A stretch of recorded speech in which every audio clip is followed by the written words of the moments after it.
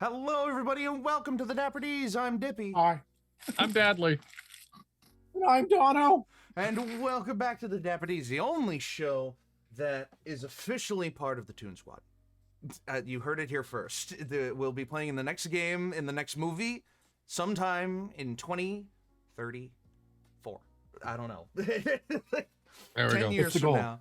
10 years from now. There God, is, I'll be 40.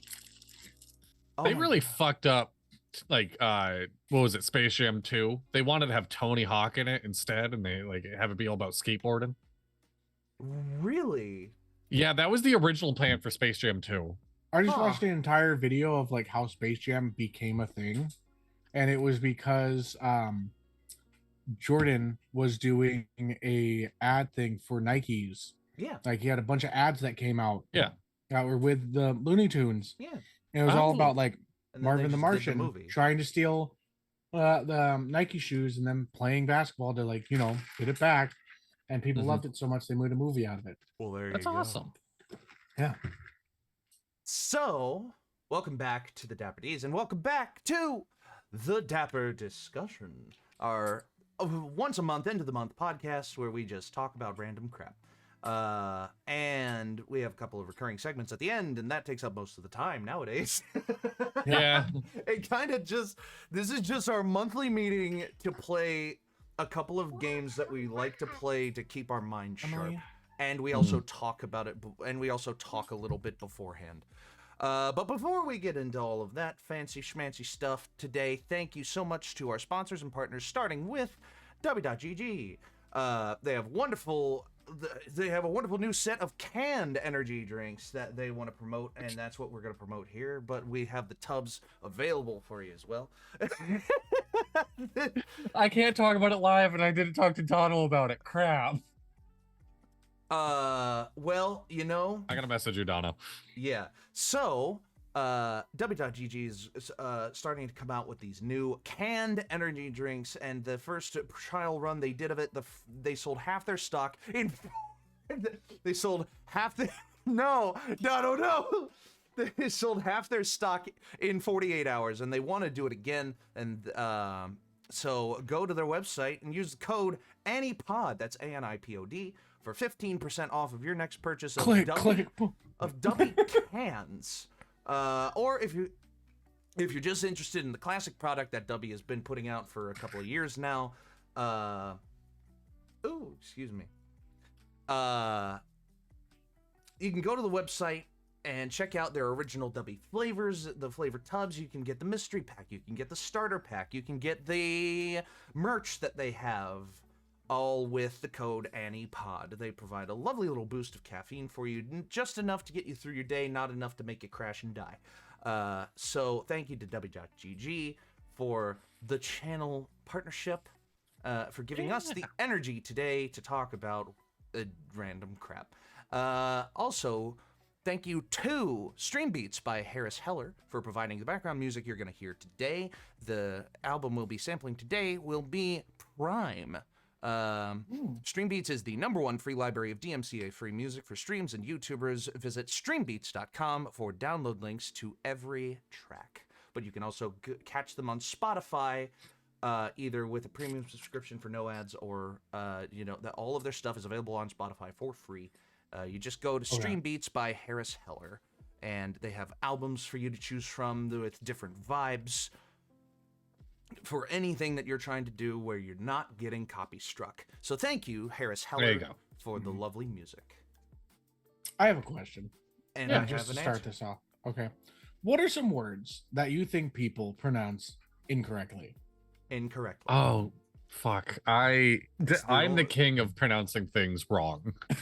I just said the Dapple draft right before we streamed. The Dapple draft. No, like things that Yeah. people say in confidence in a certain way that you think is incorrect. Such as, for me, Dippy just said library, like library instead of library. Library. You said library. Library. Library. I also have heard people say elementary elementary. Those people for just elementary. Yeah, and those people just need to not enrages enter the me. people. There's something about words like necessary or elementary, or like, you know, it's the airy at the end that gets people tripped up, and for good reason. But there are some that it's pretty obvious, like elementary, my dear Watson. You know, I don't know. I feel like words that are pronounced incorrectly, there's something. Oh God, what is it? When people say specific ocean, it boils my blood. It you know, it's putting an S where there is no S and turning an ocean from a general ocean into a specific ocean. I just want to look at them in their stupid face and go, which specific ocean? Are you talking about the specific Atlantic Ocean, the specific Pacific Ocean, the specific Indian Ocean? I don't like it. No, the Attic Ocean. The Atlantic Ocean. I live close enough to the Rhode Island border, and it's a very niche Rhode Island thing that they all say "idea." Oh well, I got an idea. Idea. And it drives me up the wall. Yeah, putting R's on the end of things as an enunciative, like Mountain in Utah. It's mountain. Mountain. mountain, Turtle. mountain. Yeah, mountain. No. Which one is the No, it's mountain. mispronunciation? Mountain is the correct saying. They say Okay, mountain. if we want to talk about the like Appalachian a mountain of hurt. Oh, that's like one. a mountain of horse. Okay, Instead that's of one. mountain over there. Okay, so that's one that I actually legitimately so there are two large mountain ranges in the United States. They're the Rockies and the Appalachian. wrong. it's the so to the people who have lived in the area and to the people who have linguistically studied the area, it is Appalachian. Yes. And I'll admit, for the longest time, I called them the Appalachians, but ever since I learned the proper Appalachian, it's the one that really got to me was someone on a podcast pronounced it Appalachian. Appalachian. Appalachian. I wanted to scream at my That feels phone. like a sin. It feels like more of a sin than Appalachian does. Appalachian. I hate it. One thing that I will not do though is if somebody has an accent and the way that they say my name. Donald. Yeah. Dono? Like my full name. So for those that don't know, Dono is a nickname. Donovan is my full name. Donovan. I had a supervisor at one point in time who was from Alabama, and he had a thick Southern draw. He was like Donovan, and I was just like, "That's fine, whatever." But it always felt like it was thick Southern with a little bit of Southern belle, kind of feel. Yeah. Because, and I was just like, you know what? I don't mind you saying that, and because he'd be like, "Mr. Donovan." Mr. Donovan. And I'm just like, you know what? That's fine. See, okay, lore drop, Dippy lore drop. My last name has been the subject of mispronunciation for my entire life. Only my family really truly knows how to pronounce my last name correctly. It's just DM. Yeah. With the middle name the. Well, I will talk about that too, but my real last name, I'll spell it out. Actually, you're dyslexic. So my real last name, and there are a bunch of us all around the country that came from the same Swiss-German family that this comes from, but my last name is Erisman. Erisman, Erisman. And I had people in school, more specifically teachers and principals at school, that would pronounce my last name. They would either... one of my principals just called me Erickson for the longest time. Like, he's like, I am not going to put any effort into pronouncing this name. I am going to give you a different name, Mr. Erickson. And I'm like, yes, sir. I had to go with it because that's the principal. And after the first like 2 or 3 times I corrected him and then he kept doing it wrong, I was just like, he's just not gonna listen to this. Like, I'm just gonna have to live with this. But see, if someone tries to correct me in a way that I'm saying their name, it means that they have like, they prefer it in a certain way. yeah. But I also have dyslexia, and the thing that's weird about the way that I say people's name, like people whose name are Sean, and it's spelled S-E-A-N. Sean? Yeah. I always say Sheen or Sheen or Shane, and that because the way that my brain works is that when I look at people and their names, I remember the way that their name looks, and I will read the name. And I have to read it like normally. You can read the name across their face in invisible lettering. Yeah. Like there are. So I remember in high school, a psychology teacher was basically talking about how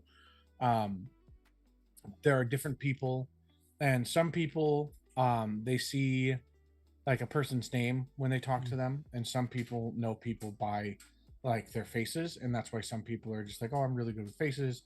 And some people are really bad with names, are really good with names, but like are bad with faces.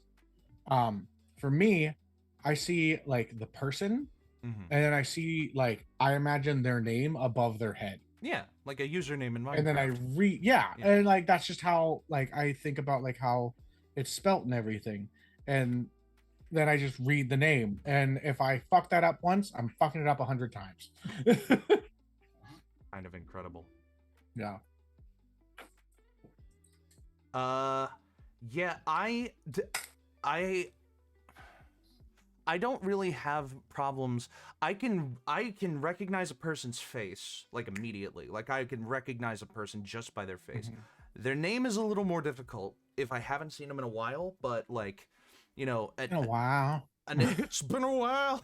But like names and faces together that I know very like well enough, I don't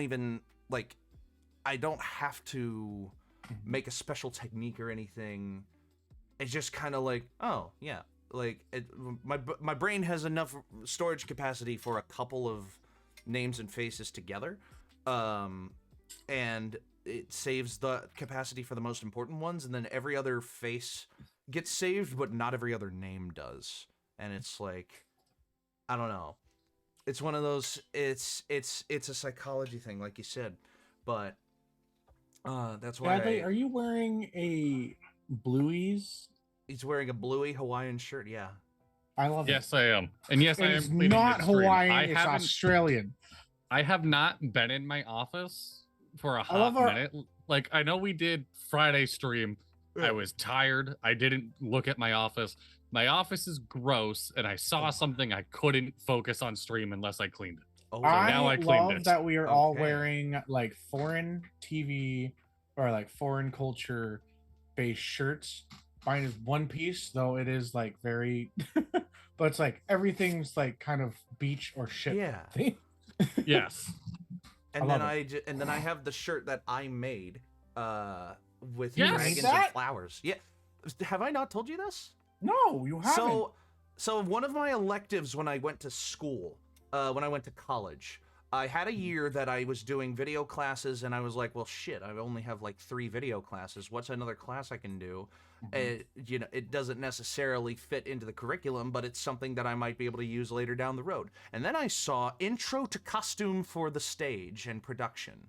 And so I took a costuming class in college an introductory costuming class where we learned, you know, stitches and patterns and all of the names of things and how to properly iron a shirt, how to properly, you know, put together a garment and put together stitches of cloth and just put a patch on something.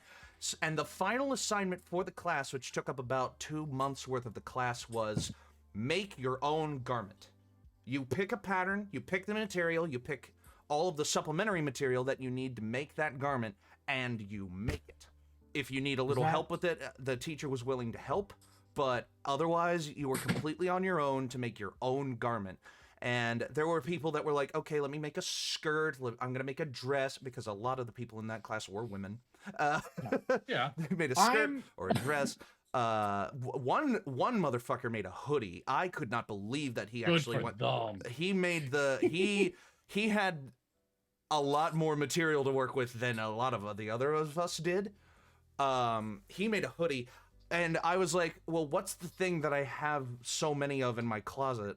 Oh yeah, patterned shirts. So I went to Cato.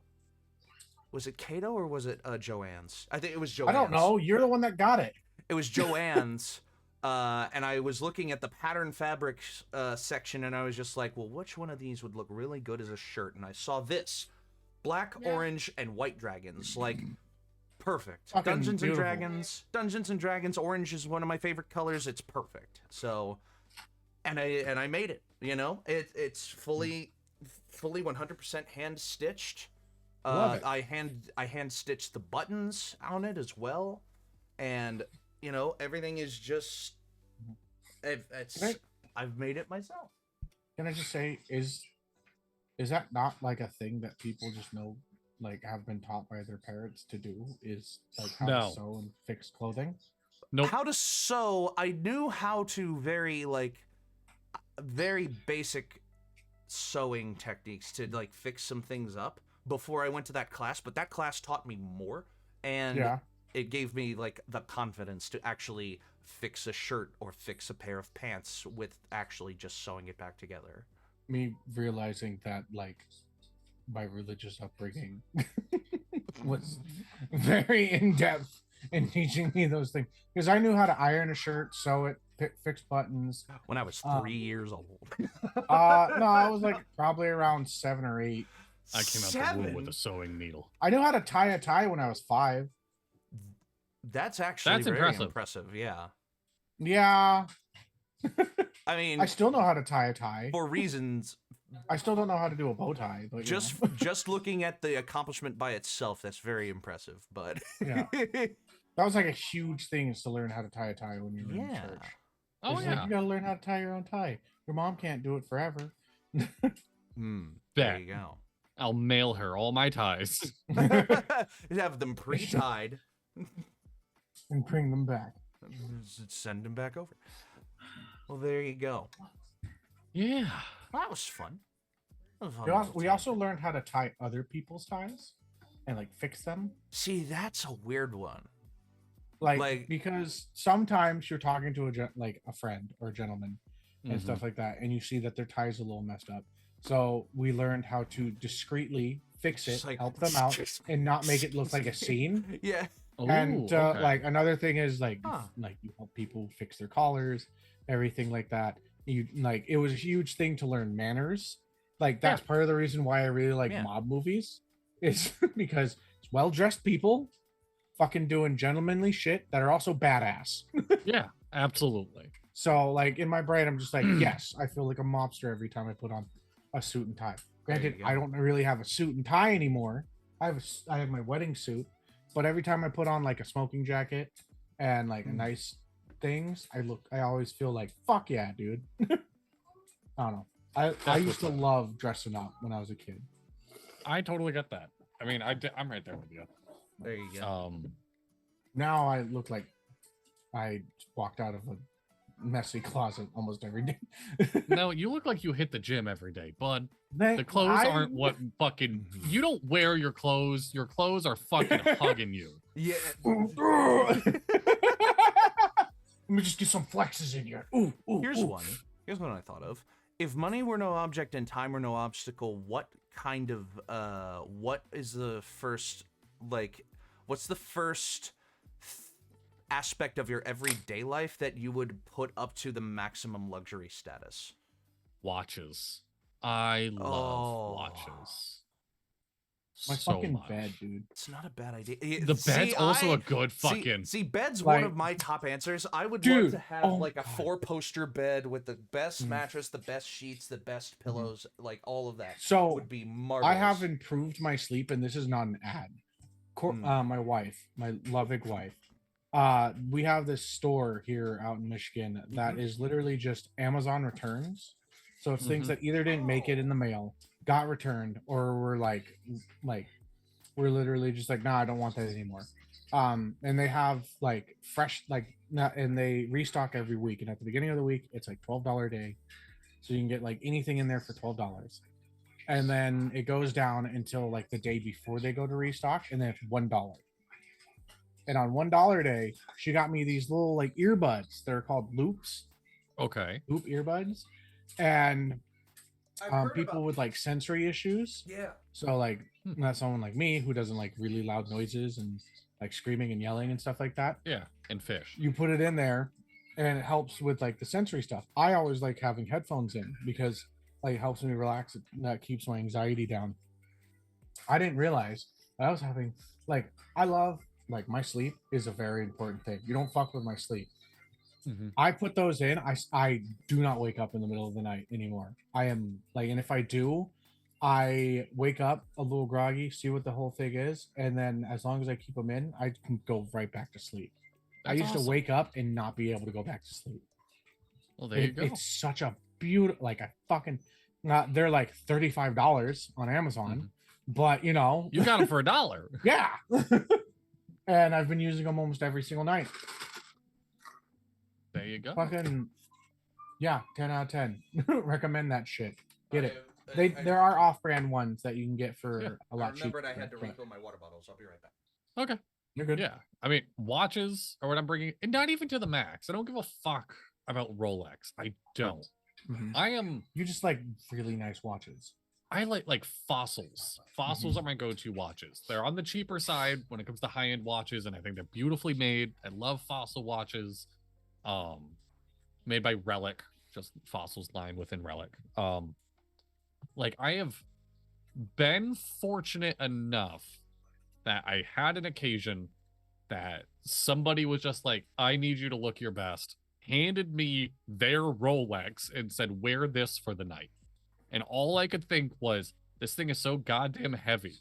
It's a status piece. Like it. It's not. Yes. It's not good. It's a status piece. Yeah, Right. I was not. I imagine that Rolex when they first came out were actually like a really well built, good thing.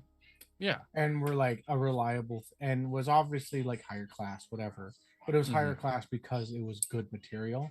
Now I feel like it's a status piece and is not built the same. And I would imagine that they probably still built well. It's just it's not worth that much. See, I mentioned this in the Dapper Draft episode. The only watch I would ever want is called the Devon Tread. And it is $15,000 for one watch. And I don't even know if that $15,000 comes with a warranty for it. So that watches are like... I looked it up. Oh, good. There you go. Well... What are... Comes with lifetime maintenance. Okay, on the idea of like the money and like luxury thing, what is something that you hang on, I didn't give my answer. Oh, to no, my own okay, question. I'm sorry. Yeah. I thought, oh yeah, you walked away. I'm sorry. I mean, I talked about bed a little bit, but if I had to improve one aspect of my daily life with an unlimited amount of time and money, first, it would be my wardrobe. I would love to have just these. The difference between a pair of $1 underwear and a pair of $100 underwear is a huge difference. My You know what I God. mean? You know what I mean? But it's like I have one pair of silk boxers. Oh my god, they're amazing. I want to wear them every day. I recently got underwear that has like the little net for your balls and it's so great. I have 6 pairs of them, and oh my god, I wear if they're clean, I wear those. Wear that Put shit. menthol deodorant on there first, and then they're all tucked in. And Oh my god. It feels great. Oh my god, it's phenomenal. Ooh, that's a Put little some soy sauce up in that shit. No. Okay. No I know, way. like, we are not men that have much, like, obviously, we're not individuals of absolute class. No. But what is something that you will not go on the cheap end for? Ooh. I'm actually known to go on the cheap end for like everything. Why is my dog going crazy? For me, I'll give my answer first. Apples. Yeah. I will not go for the cheap Granny Smith or whatever. I like myself a Pink Lady or a Honey Crisp. Oh, I see what you I mean. fucking get that. Like, I get I have a type that I like, and I will get those no matter what, even if they're at like a little bit more on the expensive side. Fuck it, I'm treating myself. I like this. This is what I like. I like it crispy. I like it like sweet with a little sour. Yeah. I won't eat an apple if it's not like on the higher end of it. So, for me, that would have to be ice cream, because Really? there are Okay. you think of ice cream, you think of like Purity, you think of like Breyers, and you think of like lower end ice cream, right? I have recently picked, and I don't know if this is lower end or not, but Hudsonville. We've talked about Hudsonville recently being one of my new favorite flavors of ice cream, and it is not on the lower end. No, it's not. It's one of those ones that me and my wife discovered when we moved here. Yeah, and it was I will admit, Hudsonville is one of, like, it's really, really good. It is kind of not like, it is not exactly the most expensive brand. No, definitely It not. is a brand of quality. Yes, it's not the cheapest one either. Exactly. And it's one that, like, if I'm feeling like, you know what, I'm gonna spend a little bit more on my ice cream, I'm gonna get myself something that I want to be able to indulge and enjoy, I'm getting that. Granted, I have recently just been like, you know what, I'm gonna get myself a Halo Top, because if I eat too goddamn much ice cream, it's so many calories. Yeah. Long time no see. I'm hoping to be able to start watching back regularly again. So good to see you, boys. It's so good to see you too, Primal Gods. Welcome back. Gosh, we've missed you. I mean, I guess I don't cheap out on like just clothing in general. Like I'll totally admit right now, yes, the shirt is Walmart. Everything else I'm wearing, my boxers and my shorts, are from Express. Like, I like not just clothing that looks nice but is going to last me. And I've found Express is very good at that. They used to sponsor me. I used to be sponsored by Express. That was very early in TikTok. It was very weird. But yeah, so like I'd say like 90% of my wardrobe is Express, because like let's be honest, I'm in this weird position that I work at a school and I'm expected to dress decent, but I work with kids that beat the fuck out of me. And so I need clothes that can handle that. Damn. You're not wrong. Express. Like, they cut their creator sponsorship program, unfortunately. So sad. But so this is not a paid ad. At one point it might have been. Yeah, I got to do like the weird celebrity thing of, I walked into Express, I handed them my Express card, and my name pops right up like influencer Bradley Jenkins, and like that whole bullshit. I'm like, this is weird. I don't like this anymore. Like, so I don't want to shop here anymore now that I like can just be get a deal. Yeah, it was very weird. Besides that, like, yeah, I don't cheap out on it. I cheap out on everything else. So I mentioned my Hawaiian shirts earlier. One of these, and this is kind of an instance where I don't really care either way about this aspect of it, but I mean, obviously the one I'm wearing is homemade. One of these was $50 and the other one was $10. And you can't tell a difference. Like, you really can't tell a difference until you look at the tag until you look at the tag for the shirt itself. This is a Goodfellow & Co. shirt, which I love. Goodfellow & Co. Goodfellow & Co. make really, really soft shirts, and they have such fun patterns, like the citrusy pattern Is all I like it's Co. Goodfellas grapefruit, never been that great to me. grapefruit and orange and lemon and lime and all that. I did not catch that. What did you say? I said I like Co, but Goodfellas never been that great to me. God damn you. But yeah, also fun fact, I think this is the oldest continuous Hawaiian shirt. The oldest Hawaiian shirt in my wardrobe. I think. Undergarments and shoes, I will spend money if a sale is involved. I hate a lot of sales and clearance. That's where I'm at. Shein has become one of the best friends for variety. Yes, I am right there with you of like shoes, underwear. Those are hard to cheap out on. I get you there. Okay. Other thing, because this came to my mind. Yes. Me and my wife have been watching Harry Potter. She has not Okay. seen all the movies. We are currently like binging through them, and such. And Last we Child just got confirmed finished. to get a movie. Huh? Harry Child is Potter and the gonna get Lost Child just got confirmed Ah. to get a movie. Hell yeah! I'll probably go and watch Okay. it. I cannot get this out of my head, but Dippy, you remind me so much of I'm gonna get his name wrong. Jim Bobent or Borbent Broadbent? from Broadbent. Like, I don't know why, but I feel like if you were to play the Really? young version of his character, Professor Slughorn, I know who feel you're like talking you could about, play yeah. that. Like, I feel Oh, like I can see that. I can totally see that. yeah, doesn't he kind of like give I First feel of like all, you could. I love Jim Broadbent as an actor. I've never made that connection before. That's really I just it's feel really like nice. I really liked and it's also like how he plays the character Right. and stuff. It's just like, oh, this gives me Dippy vibes. Huh. Like, yeah, you have that because you're very passionate about the things that you love, and you know a lot about them, and he plays that character very well. And now, when it comes to like the people that are around you, you like to have individuals that you can be proud about. And I feel like that is like you envelop that character very well, and I think like you could easily play a younger version of that character. That is Were we all so Harry nice. Potter kids growing up? I didn't read the books, but I watched all of the movies and liked all of the movies to a point, you know? Yeah. But I have not. I mean, hell, I had I had a cosplay in the Hogwarts Professor's tag when that was thing, like 4 or 5 years ago.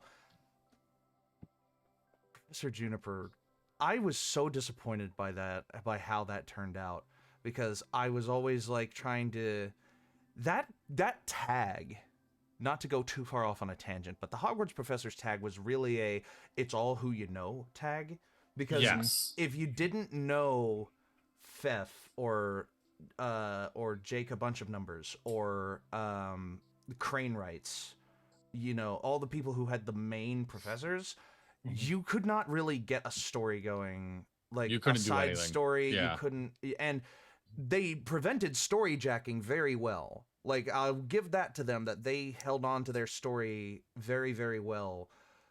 But they also weren't, I don't know. It was one of those things that, yeah, it was who you knew, and there were certain groups that were like doing their thing together.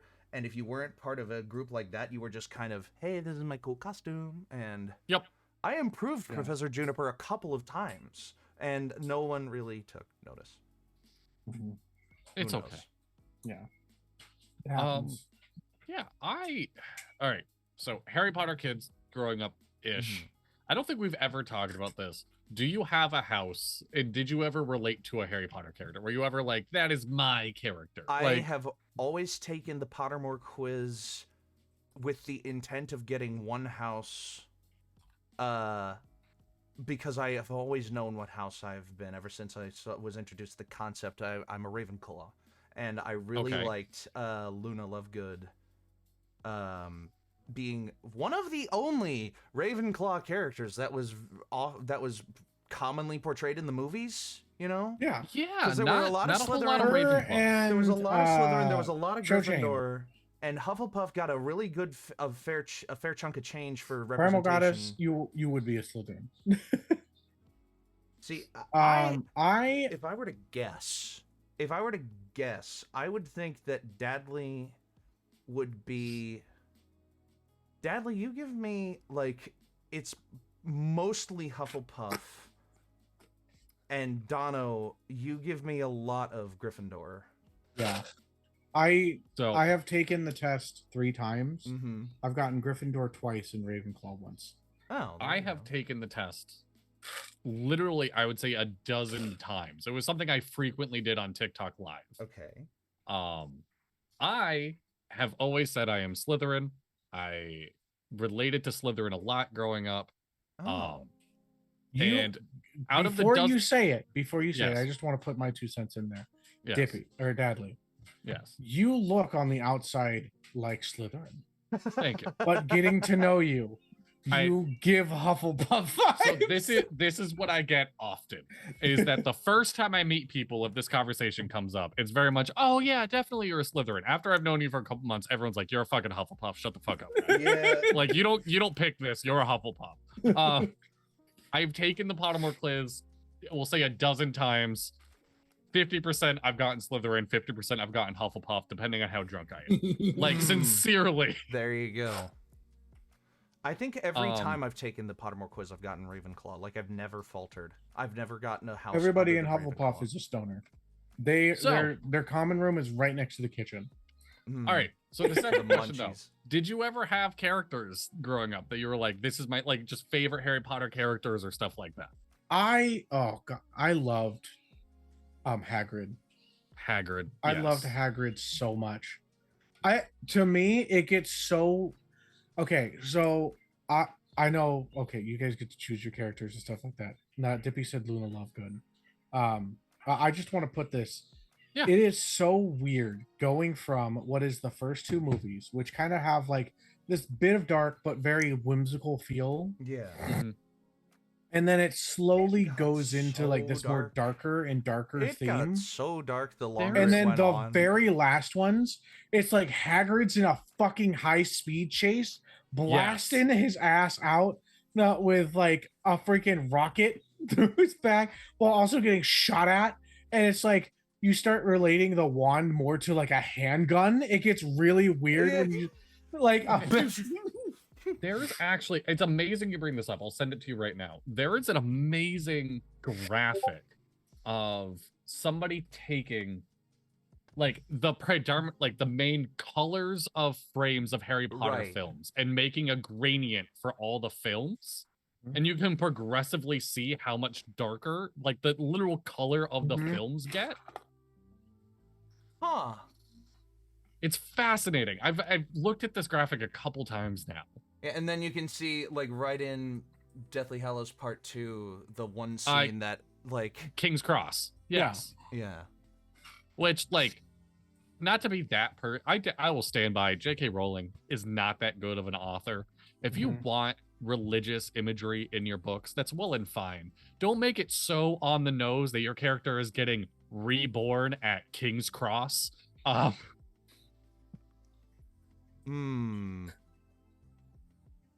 Oh, what is wow. Okay. Wait. Yes. Yeah. Yeah. It is so on the nose religious imagery. I never ever even thought of that. My God. Literally. Every Slytherin needs a Hufflepuff. Dadley is both. I am my own goddamn Hufflepuff. Thank you. Yeah. What is your guys' favorite Harry Potter film? Favorite film would have to be Azkaban. I am right there with you. I am absolutely right there. Azkaban's my favorite film. There's a YouTube channel named Nerd Writer that does amazing video essays. I did one on Prisoner of Azkaban that like really changed how I look at like cinematography of Harry Potter, because I always kind of thought there were fluffy films that didn't take too much of that into account, but they very much are still. My favorite, so Prisoner of Azkaban is my favorite film, which leads right into Sirius Black has been my favorite character since when I read the books as a kid, to then Gary Oldman, one of the best actors ever, taking over his character. I have 3. I love Prisoner of Azkaban. There's only 7. I know. Like, I feel like Prisoner of Azkaban is everybody's like, I love this movie. It's so good. Oh, see, Like, Goblet of Fire is like the majority's favorite. really? See, Goblet of Fire Yes. was a weird one for me because when I was younger and Goblet of Fire first came out, my parents watched Goblet of Fire and then they paused it right before the scene where spoiler alert for Goblet of Fire, a movie that came out 17 years ago, Cedric Diggory fucking dies. Yeah. What? What? My boy! No, but really, That's my boy. my Fucking parents. That, My listen, parents I would watched send that me- again. This last time I watched it, I fucking cried. I did My, too. my No. parents Like sent me after out of having the a kid, room. you feel that. Like he did that. Yeah. In No, his soul. that came out of his soul. Yeah, like that would be me if I. Your parents like, made you it's- leave the room? How Yeah, old were you? So I was like, I might have been. When did it originally come out? 2007. I was like 9 years old. Let me guess. You still don't know that Old Yeller dies at the end of the movie. What? What are you talking about? No, but No, yeah. George definitely goes to the bunny farm, my right? pa- Man, what a fucking oh god, what is that book? What is the Of book? Mice and Men. Of Mice and Men? Yeah, what an Of Mice and Men reference to slot in here. Yeah. Fucking. But anyway, but 2005 it came out. 2005. So I would have been 7 years old. Turning 8 that year, Mhm. but 2005. But you guys were watching it at home, so maybe it was like a year after. Like, Yeah.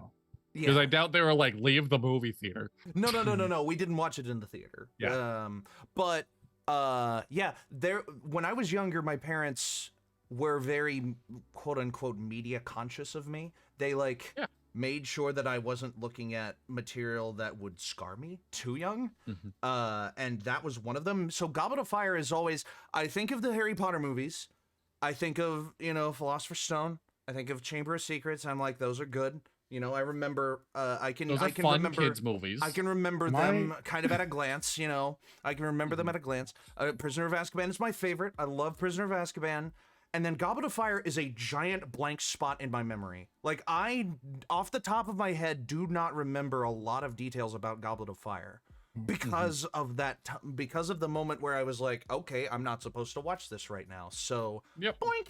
I guess I'm So just erase it all from my yeah, brain. it's just and then yeah. every movie after that I can kind of remember, like Order of the Phoenix, Half-Blood Prince, Okay. I love Order Alright. of the Phoenix as much as the next guy, especially Yes. for Umbridge, but Umbridge is a great Fuck, villain. man. Stephen King has even gone on record and said he'll never write a better villain than Umbridge. Like, Yeah. God, dude, I think everybody is just like, that lady played that bitch so fucking well. And I Yes. love Order of the Phoenix, Mhm. but I think after watching all these movies to the Yep. point where I'm at right now, Half-Blood Prince is one of my favorites.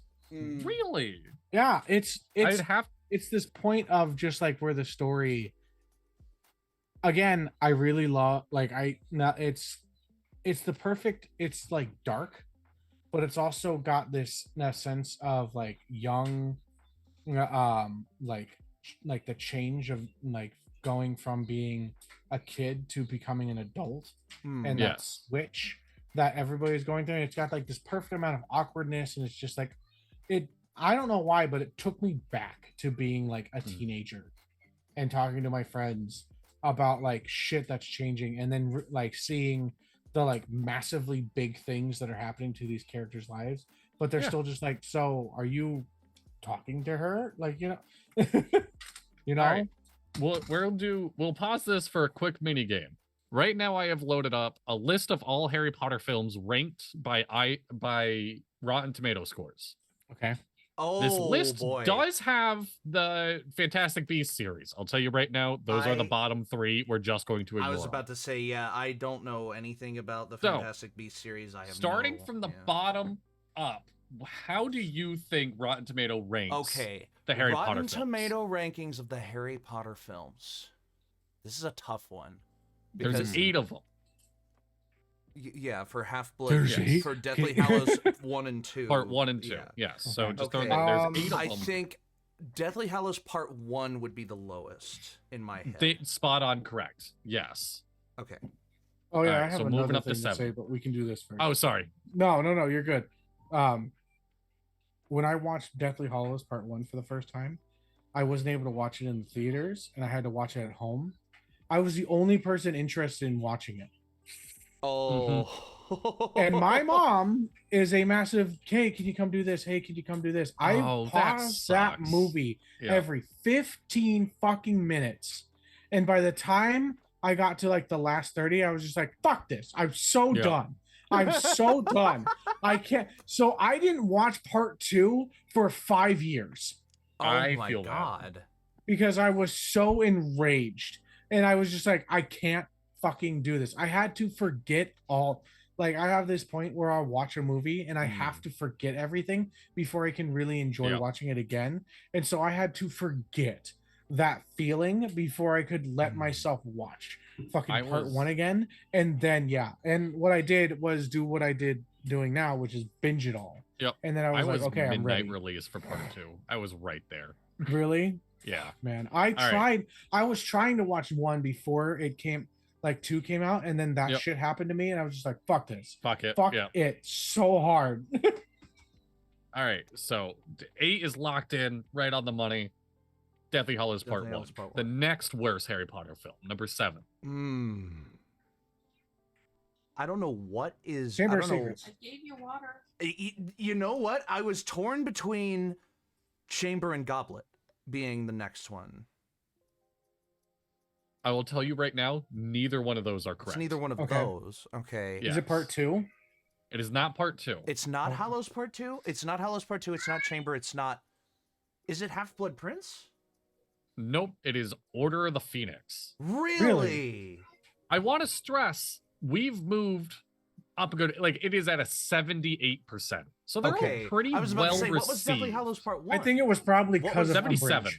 Hallows Part 1 was 77 and Order of the Phoenix was 78? Yes. Okay, yeah. It's so it's getting nitpicky now. Yeah. All right, and we're moving up to 81%. So like these are all in the same ballpark. It's not that hard. Or it's not that easy, I should say.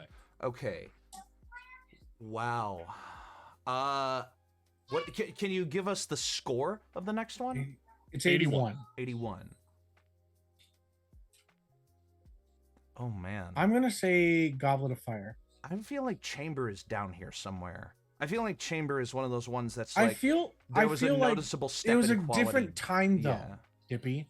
It was. And people were really into Harry Yeah, but you Potter. can go and rate it right now. Like that doesn't. Yeah. Oh, okay.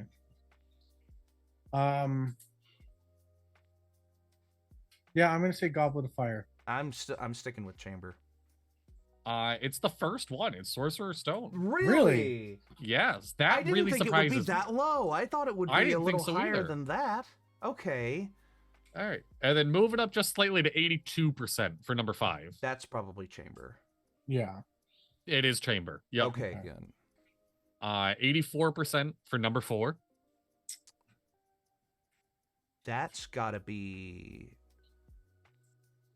It's either Half-Blood or Prisoner Goblet, of because I think Prisoner is one of the highest rated ones though. I think that's gonna be number 1 or number 2 rated. So if this is number 5 on the list, number 4 on the list. It's number 4 on the list. Actually, Prisoner of Azkaban is probably pretty high because it has like the biggest twist of the entire series. Yeah, it does. It does have a phenomenal. Snape killing Dumbledore is probably the biggest twist. Honestly, watching it again, it made sense. Yeah. It does make sense. Yeah, like, no, but that's with foresight. That's like, yeah, I know. But like, then you start hindsight. seeing the different things, and you're just like, oh no, wait, this like, it's brilliant. I love going back and watching the movie again after you know the twist, because then you can really appreciate how the director and writers set everything up so that it made fucking sense. I love when that you found out about the twist. I think we had this exact conversation on the last Dapper draft too. We did about spoilers versus enjoyment of a piece of.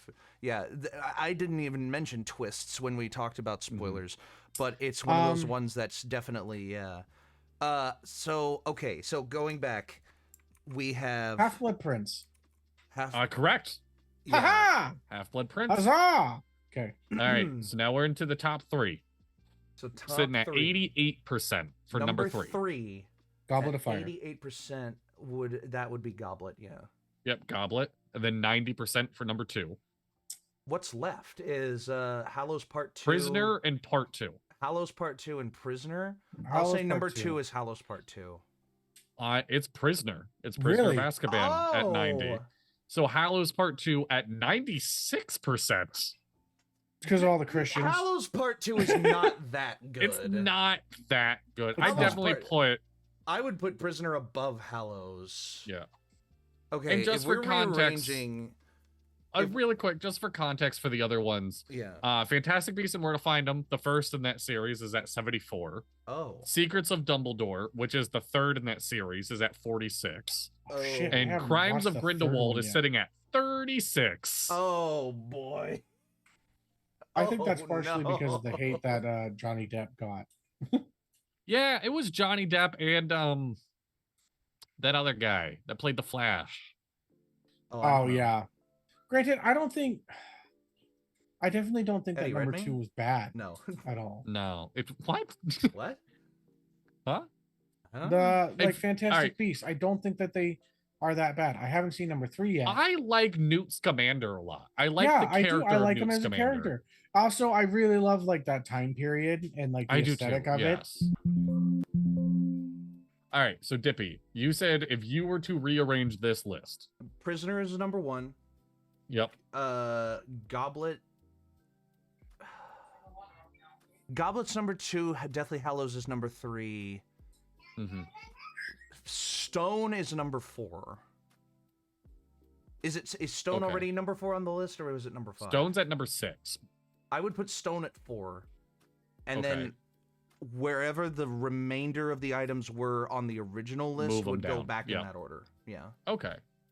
Part 1 is definitely Hallows 1 is definitely the worst of the originals. I'm definitely moving Order of the Phoenix up a lot do- higher than Yeah. 7. There is a scene, by the way, in Half-Blood Prince that I find fucking hilarious. And that is when they go into the chamber to get Voldemort's Horcrux. And there's a scene where you see like Dumbledore like putting up his wand, Mhm. and you see Harry right next to him, and he's in street clothes, and then there's Dumbledore that dresses like a fucking wizard from Yes. D&D, and I'm Yes. just like, this is fucking hilarious. That's pretty He was in good. the normal ass London underground, and Dumbledore did not think to change his clothes. Yeah. Like, he's Although, just like can you imagine bringing up the Dumbledore chain in- and Can you imagine Dumbledore in street clothes though? Because I can't, but it would make sense. Yeah. Like, what would he wear? I would like. I can imagine Dumbledore AI with a generated shirt that now. just says like "I heart sports." Yeah. Like, I also love the That fact just- that like in the later movies, Dumbledore becomes very nosy, like gossips, Mhm. yeah, and he's just like, so her, and, and Harry's just like, oh, it would have been great, but no, and he straight up is just like, Hermione Granger, you interested in her? And she's like, no, sir, not at all. It's like, no. Oh my god. Like, he's just like some nosy aunt. That's just kind of he like, is. yeah, and I'm just like, this makes him such an adorable Oh, character. that was a you actually. I'm glad you mentioned that. I wanted to ask y'all. So, there's a fair few Anipod like regular members now. Like We have a people lot. that'll Yeah. show people that'll show up that are either players in games or they're DMs for games, and then there's us 3 for the Dapper Ds. You know, that kind of Yeah. feel. So, of all of the regular members of Anipod, who is what part of the family? Like, what does the Oh. Anipod family tree look like? You know what? Okay, so All right. Well, we need to figure out the 3 of us first. Donald's the way, the dad because Okay. he's the guy who started the channel. Like, he's the dad. okay, I hope I'm a good one. Plus, you have Um, such good fatherly instincts. Thank you. Shit. All right. So Dono is the dad of the channel, Uh-huh. and we have to branch out from this. Yeah. Dippy, you're I mean, one of I the feel children. I feel like we're me and you are like we're the brothers. Me Yeah. and Dippy are like the- Dono is our dad. And then we two are just brothers. We're fraternal twins that took many years to happen. Irish twins. Twins by mind, not by birth. Yes, I'm the douchey older brother that like Dippy's over here like at Boy Scout camp, and I'm over here like I used to do cocaine. Yeah. Dippy's asking me why I make a certain sound with my nose in the middle of the movie, and I didn't have the heart sitting next to his mom to be like, well, you see, I did a bunch of cocaine, and now the inside of my nose is all fucked up. Like, Yeah. Ace is the fun aunt that is also yes, absolutely. Reese. Oh man, Reese is like, do you get the Reese vibe when I say like margarita moms? Reese is the uncle that you swear is a wizard that the kids like have a rumor about. No, I imagine this as a neighborhood, not a family. Okay, I imagine it's a neighborhood. A neighborhood. Okay. In my brain, it's a neighborhood, and we are the only ones that know inside the spooky house at the end of the cul-de-sac lives a very nice person named Reese. and he comes over for D&D and is actually really fucking good at it. Yeah. Like yes. That vibe fits actually. So wait, Trez Z is just Kramer. I was about to say, so in this universe, in this neighborhood, are all three of us still living in the same house? Yeah, Donald's our dad. We're brothers. Yeah. Aludra is the art teacher that does weed in the back of the school with the bad kids. See, I feel like Aludra and Stealthy live in a house together in this neighborhood. Yeah, Aludra and Stealthy are neighbors. No, they live in a house together. They don't even. No, they're not even neighbors. They're our neighbors. Yes. Yeah. Oh yeah. Oh, okay. But yeah, they just kind of hang out. And they don't they don't bicker with each other. Murphy is the person renting the downstairs. No, all right. I'm here for this. Trasty has been the Kramer of my life for so long. Oh, hey Kramer. Like I gotta go out and I'm gonna get a bicycle. I'm gonna get a bicycle, Jerry. I'm writing this journal, Dadley. I'm working on this journal right now. I'm I'm happy for you.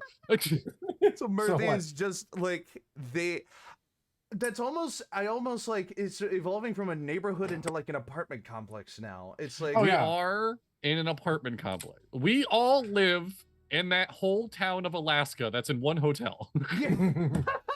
Yeah, that's a crazy one. I love that That's story. weird. Yes. I've never heard of that. Okay. And then there's a town in Alaska that like the entire town is in one building. Like there's 4 floors dedicated to schools and stuff. That would be an insane like Call of Cthulhu. See, Lost Chaos is like the Dono, all right, not to tangent too much. You're onto something because they have like the 20 days of night in a row. Without sunlight, like that setting for Call of Cthulhu would be so fucking good. The town in Alaska that lives in the shell of a hotel, and then the 20 days of night comes and a Cthulhu-like entity has entered the hotel. Oh my god! I am so here for that. That is so fucking good. We gotta run that. That's it. That's a yes. Okay. One of us has to learn how to run Call of Cthulhu. I don't have the game here. I just don't. Lost Chaos. From my experience with Lost Chaos would be like the new Lost Chaos is the new person in the neighborhood. Yeah, they're the newest person in the neighborhood, but they are also like they've brought their own lifestyle with them, where they're like they have the library that they just have of every book. They're the new neighbor read, that everybody books vibes are fan fiction. Like, so my brain went completely different direction. I'm just going with like shooting from the gut of like Lost Chaos is the mail person. They're in the neighborhood so much because they deliver the mail. And we're like nice neighbors. We're like, mail person, we brought you cookies if you want to come play D&D with us. Like yeah. That's not a bad idea either. Who's left? Fantasy. Oh yeah, Fantasy. Oh, Fantasy's the local art. Fantasy lives in a tree Fantasy's house. our landlord.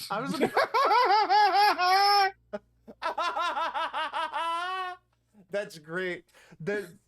Oh my god. Like, they're the landlord that lives in a smaller house on the property. Yes. Because that's all that they need. That's all that they They care have their about. own little fairy cottage on the other Yeah. end of the yard. There's like a little garden that they run. Yeah. We can come and be like, hey, I have the rent money. And she's like, cool, I grew tomatoes if you want any. I'm not going to eat all these. That's like, great. That's fantasy. I love that. I love that. What are we visual. missing? I know fanfic writers, get on it. Fantasy. So fantasy, Lost Chaos, Stealthy Chaos, Aludra, Reese, and the three of us. That's 8. Okay. I think that's all of the main 8. I think. I'll just throw this out there for shits and giggles. Monk moved out of the community, but still flies by very often. Yeah, absolutely. Yes. I knew we were missing somebody, Monk. No. I mean, if we're going back that far, no, I won't bring anybody else into this. Yeah. So that's the Annie Pod neighborhood. That's it's a wonderful day in the Annie hood. Annie. It's a beautiful day in the Annie hood, a beautiful day for an Annie. Tony and them were the people that rented out the apartment building next door. Oh yeah. And you know what? And we always were like, what are they up to? I love it just now clicked in my head that I love the fact that like we're saying yes, Dono is our dad, but if we're talking about Anipod family, Dippy, your mom is this weird branch of Anipod family now. Like I mean, she kind of is. She's the most special guest. Yeah, absolutely. She's the grandma. Dippy, yes. I mean, relative to the people of the channel, she probably would be, even though she's biologically my own mother. Like, you know. I will also just say, shout out to Dippy's mom. I've never had Olive Garden before, and she took me to Olive Garden. That is such like a wholesome mom thing to do. I My know, mom right? will I was so ready. take people I to was Olive Garden. so all right. We've Just for kind of been dancing around people this. watching. We've kind of been dancing around this. Let's go ahead and talk about this. I visited Dippy, and I want to stress, I put and saved money aside because I'm like, Dippy is housing me. I'm going to pay for Dippy. I'm going to treat him. And instead, his mom was like, no, honey, I got you. I'm like, no, really? I brought money. And she's like, no, I got you. Yeah. So you came down with this idea that you were going to be, you were visiting me and you were going to treat me nice. Instead, we treated you because you were our guest, and that's how it is supposed to be. And it was a wonderful day. You traveled down here? Yeah. Next time you can pay for yourself. But right now, we're treating you. Yeah, exactly. So, for the rest of that day, that the Twitch audience only got to see the live stream of, towards the end of it. When Dadley visited, there was a lot of fun times to be had of like, hand on heart, I mean this with all of the best intentions. Yeah. Dadley's camera makes him look so much smaller than he is in real life. Like, I don't know this what is something we talked a lot about. Yeah, because like it's something about like the camera makes your head very proportional to your body, and then you showed up and your head stayed the same, but your body my grew. head. I have a tiny head. We learned this. And it was and we talked a little. We went out and we got lunch at Olive Garden. We went to see If in theaters. Which was very, it was fine. It's not worth seeing it in the theater. No, okay. I would wait until it shows up on streaming or on video or whatever. Then I'm definitely going to go see Inside Out too. Yes. So good. 100%. I would. Just took my kids to see that yesterday. And what did you think? Oh, it was phenomenal. All right. I'll do my little movie review for a second. Should I take my headphones off? No. Totally. Okay. Not spoilers. I work with children with emotional disabilities. Mm-hmm. Those children are the age of Riley. So to see a full anxiety attack through the lens of emotions inside the brain, I sobbed in the theaters. There is something about not only like, oh, this is something I experienced at a young age and I was never taught how to deal with it, but also, oh my God, this is what my students go through on a damn near daily basis. Like like the movie hit me in a way I was so not ready for. All the new emotions are phenomenal. My one critique of the movie is like they're not fleshed out. The other emotions are there. They are a part of the movie. I see. But Inside Out. I have the okay. Can I say something? Sure. Yeah. In Inside Out, the very first one, the other emotions are not added in when you see the parents, which makes me think that is like a part of them that they eventually evolve into with and then become more fleshed out emotions. So the main emotions are your sadness, anger, or the fear, joy, and disgust. And then they gain, as they grow and mature, your hormones are going crazy, and so you add these other ones into it, and then later on those ones will be absorbed into the other ones and create them more matured and grown into it, because it's easier. Sometimes it is easier, and when you're teaching kids, sometimes it's easier to have something that is external so that they can grow internally and understand it. And I think that is something that's being shown, which is a good teaching lesson. Now, because it's just like, these aren't emotions that stick around forever. They are absorbed into them. And I saw one thing online that joy does not have like and I think it's pretty obvious now that they're all like sister emotions, or like ones that counterparts. Joy does not have one, and that is because the counterpart to joy is love. So I will actually say there is non-spoiler, Dippy. There is another emotion we meet as a gag. That I could see being the counterpoint to joy. There is, but even then, like using that emotion just to pair up as like, oh, this is Joy's pair. It's like, you could, yes, but also, let me put it this way: Inside Out 1 was amazing on its own. There were no expectations for there to be a second one, because it could have left it off at 1 and it would have been great.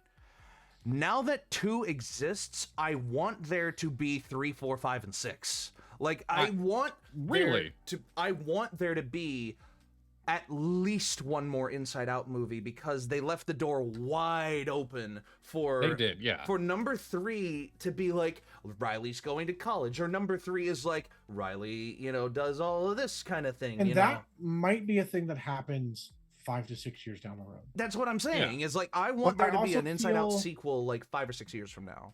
I also feel like it would be a little bit more of like a romance or something like that, where that's kind of what I imagine. Actually, it could be like a self-acceptance type movie. Whatever. I don't know. I haven't seen number 2 yet, so Inside Out 2 is definitely focuses on self-acceptance. Because I recently watched number 1 again, and you get a small glimpse of the mom and dad's brain. And how the dad, the leader, is anger, and how in the mom, the leader is sadness.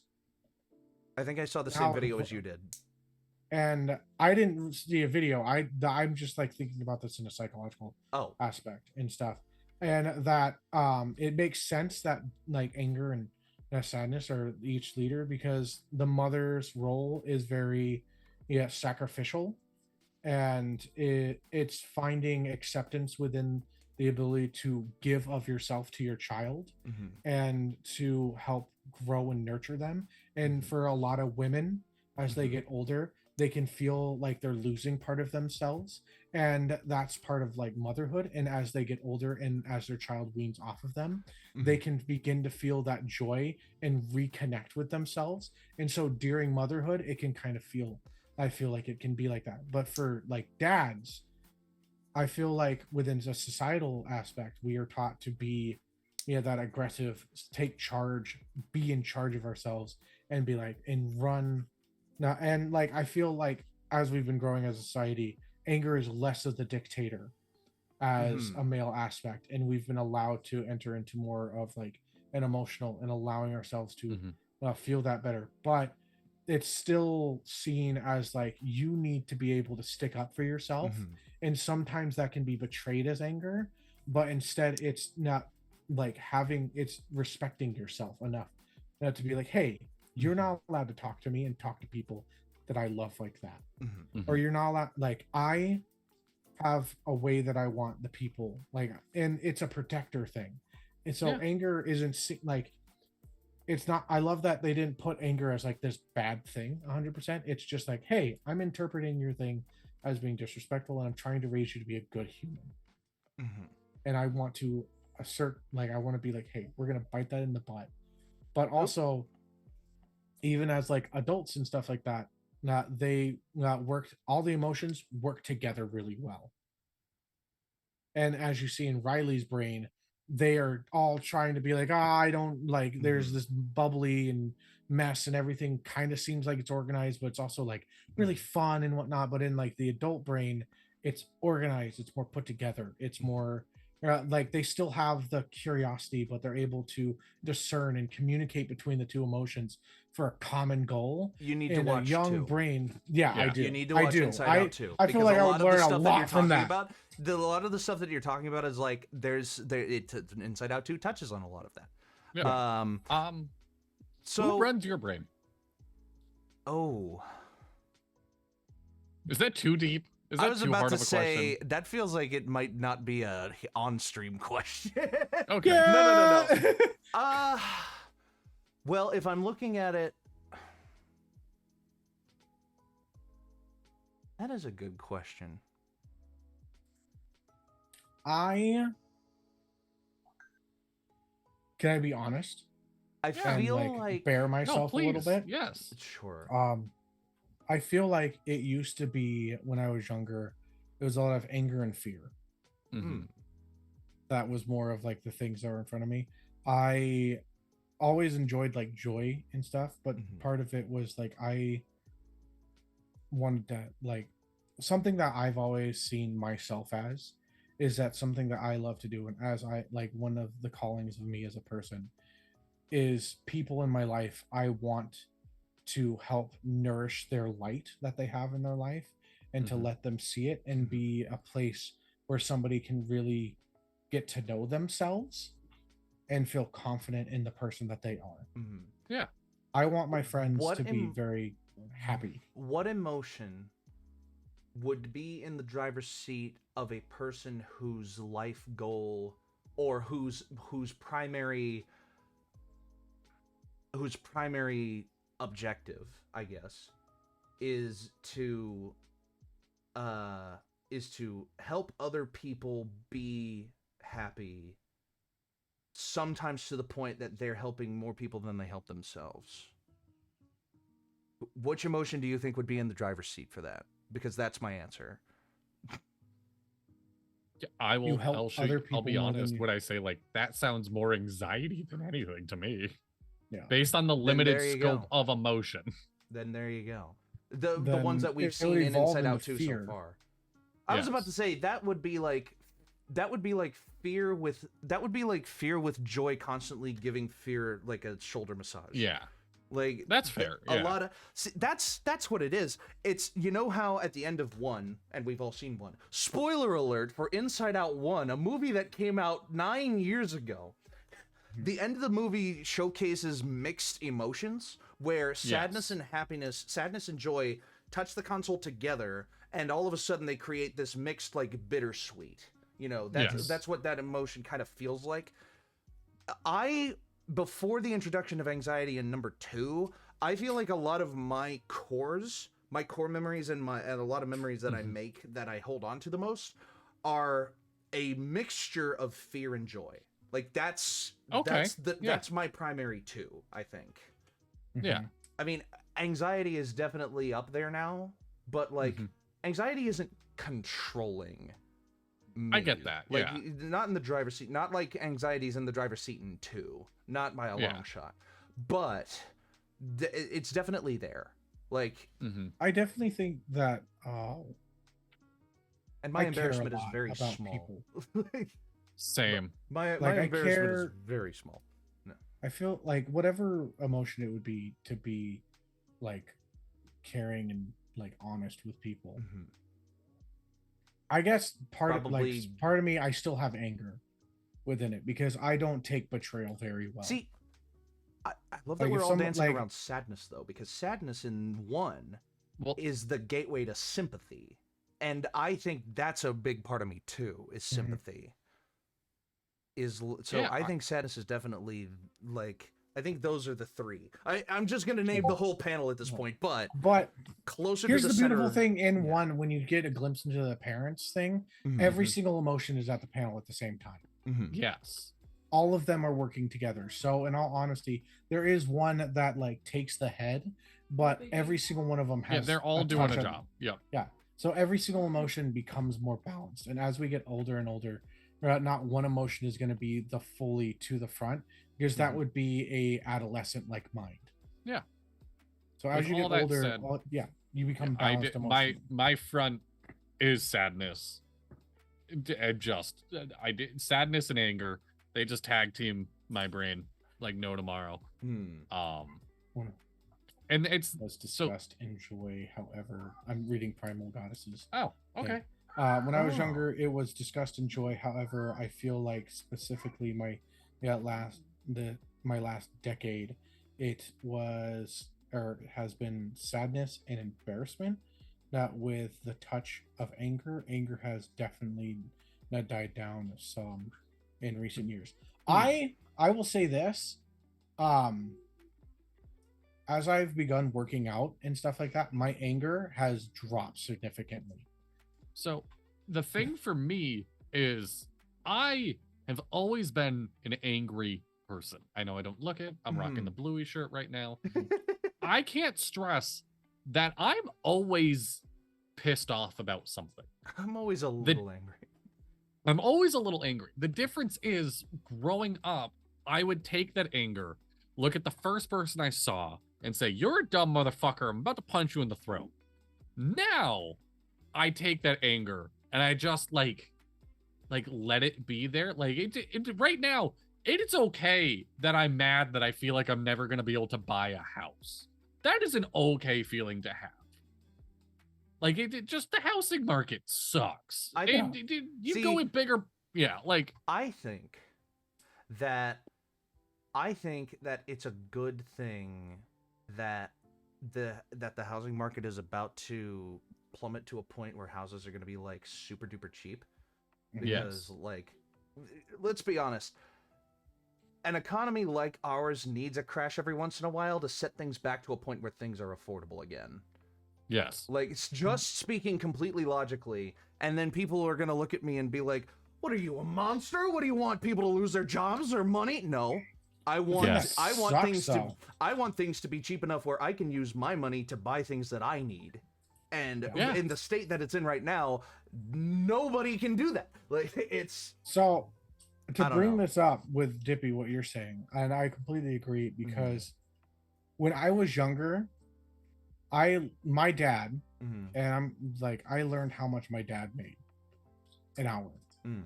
And it was like my life goal to be like, okay, I want to be eventually able to make that much. Mhm. Because if he can make that much and support a family of 8 people Oh my to god. live and grow, because I had 6 siblings, and Mhm. that was with me in the number, and my 2 parents, so family of 8. He was making $24 an hour as a union individual. I am currently looking at getting a job that is close, if not more than that. And I'm still thinking about it. I'm just like, I need to be eventually able to make more if I want yeah, Right. really my family of 4 to fucking be able to survive and have everything that they need in life. Yeah. And to come to that realization, I'm fucking pissed. yeah. There you go. Facts, and it's okay to be mad about it. I'm tired of people saying anger is bad fuel for your body. No, It's bad fuel if you're pointing your body in bad directions. I saw That's this a quote really today. profound Don't statement. I teach your like- kids not to be angry. Teach them how to be angry. Yes, thank you. That's a good. There you go. I think that wraps us up in a bind. We should probably move on to some. I think that's a beautiful little bow to put that on. We did. Okay. We were very emotionally vulnerable today. 1, 2, 3, 90 seconds of NASCAR. Go. Oh shit. So, this past month of NASCAR, what have we got going on today? Well, so, NASCAR actually went to a new track for the very first time in the Cup Series. They went to Iowa, and Iowa was actually a pretty fun race. I liked it a lot. Then they went to New Hampshire, and it was a bit of a snooze fest. And this past week, they went to Nashville Super Speedway, and it was fucking torture. There was the first 100 or so laps, there was a lot of racing that was like, oh yeah, this is kind of boring because the package has been changed enough to make it where there's not a lot of exciting movement going on. And then it rained, and the track was postponing the race for an hour and a half. And then when they got back racing again, they decided to, that now was the time to bring out the most cautions ever brought out at Nashville Super Speedway. We went to caution 15 times, and 4 of those were an attempt at an overtime finish. It was maddening. And at the end of it all, Joey Logano won in his first race of this season in a race where he had basically no fuel left in his tank. And everyone was like, oh, he's going to run out of fuel, and someone else interesting is going to win. And then he won, and nobody liked it. I wasn't very happy with the Nashville race. Imagine being somebody that's just like, all I want to do is win this race, and you push yourself to do that to the point where your tank is completely empty, that you win, and everybody's just like, you know what, fuck you, dude. Yeah, that's what Joey Logano's racing career kind bullshit. of is, though. It's Joey Logano, God bless him, he's a really good guy off the track. He is a dirty driver. He doesn't know how to properly race people sometimes. And it's just, Joey, if you see this, he's not gonna see this. I have a little racing news as well. Oh, for my very local Waterford Speed Bowl by me racing. Yes. An article just came out called "The 80 Years of Gatas." The reason that's important to me, Dippy, I even sent you photos of me inside the Gatas workshop. It is a family I am friends with that build race cars for the Waterford Speed Bowl by me. Yes. This weekend marks the 3rd generation racers winning their first race. 80 years of Gatas, 80 years of winning races. His name is Joey Gata. Just won his first race at the Speed Bowl. His father won races at this stadium, and his grandfather won races at the stadium. And that's just awesome. And his daughter races. They have a whole team of kids racing right now. Oh, fun. These like little go-kart things on this professional dirt track, which is great. And please, if you're watching this, any of the Gatas, there's so many of you, let me just do a demolition derby at this point. I've helped. I've talked to you about it. You have nobody running derbies. That's great. All right. What else? Oh, I gotta pull up the Urban Dictionary definition of the day. Yes. And what was the change? I was about to say, yeah. Real quick before we get into like our reoccurring segments, what's the dumbest thing that you would love to be in charge of? Wait, what? Naming crayons. Wait, what did you say? The dumbest thing you want to be in charge of. Dumbest thing that you would like to be in charge of. And I say naming crayons. Oh. Like, I guess the most obscure, dumb, weird, like it's something wild that people that there's not a would crayon named Split Pea I Soup. want my movie scores to be the only score that's visible on Rotten Tomatoes. The Dippy scores. Yeah, I want there to be a separate score on Rotten Tomatoes that's Rotten Tomato Critic, Rotten Tomato Audience, Rotten Tomato Dippy. And it's just Rotten Tomato Dippy. And it's just like, yeah. All right, what about you, Donna? Baby names. Critique baby names. When I was in high school, I want to be a faceless individual that you send in your baby name to and just be like, you dumb motherfucker. When I was in high school, I was with this girl. The teacher was pregnant, and this girl's in class, and she's like, look, remove all context of this word from your brain. Do not think about what this word is. Just listen to the tone of the word and think about how nice of a name it would be. Chlamydia.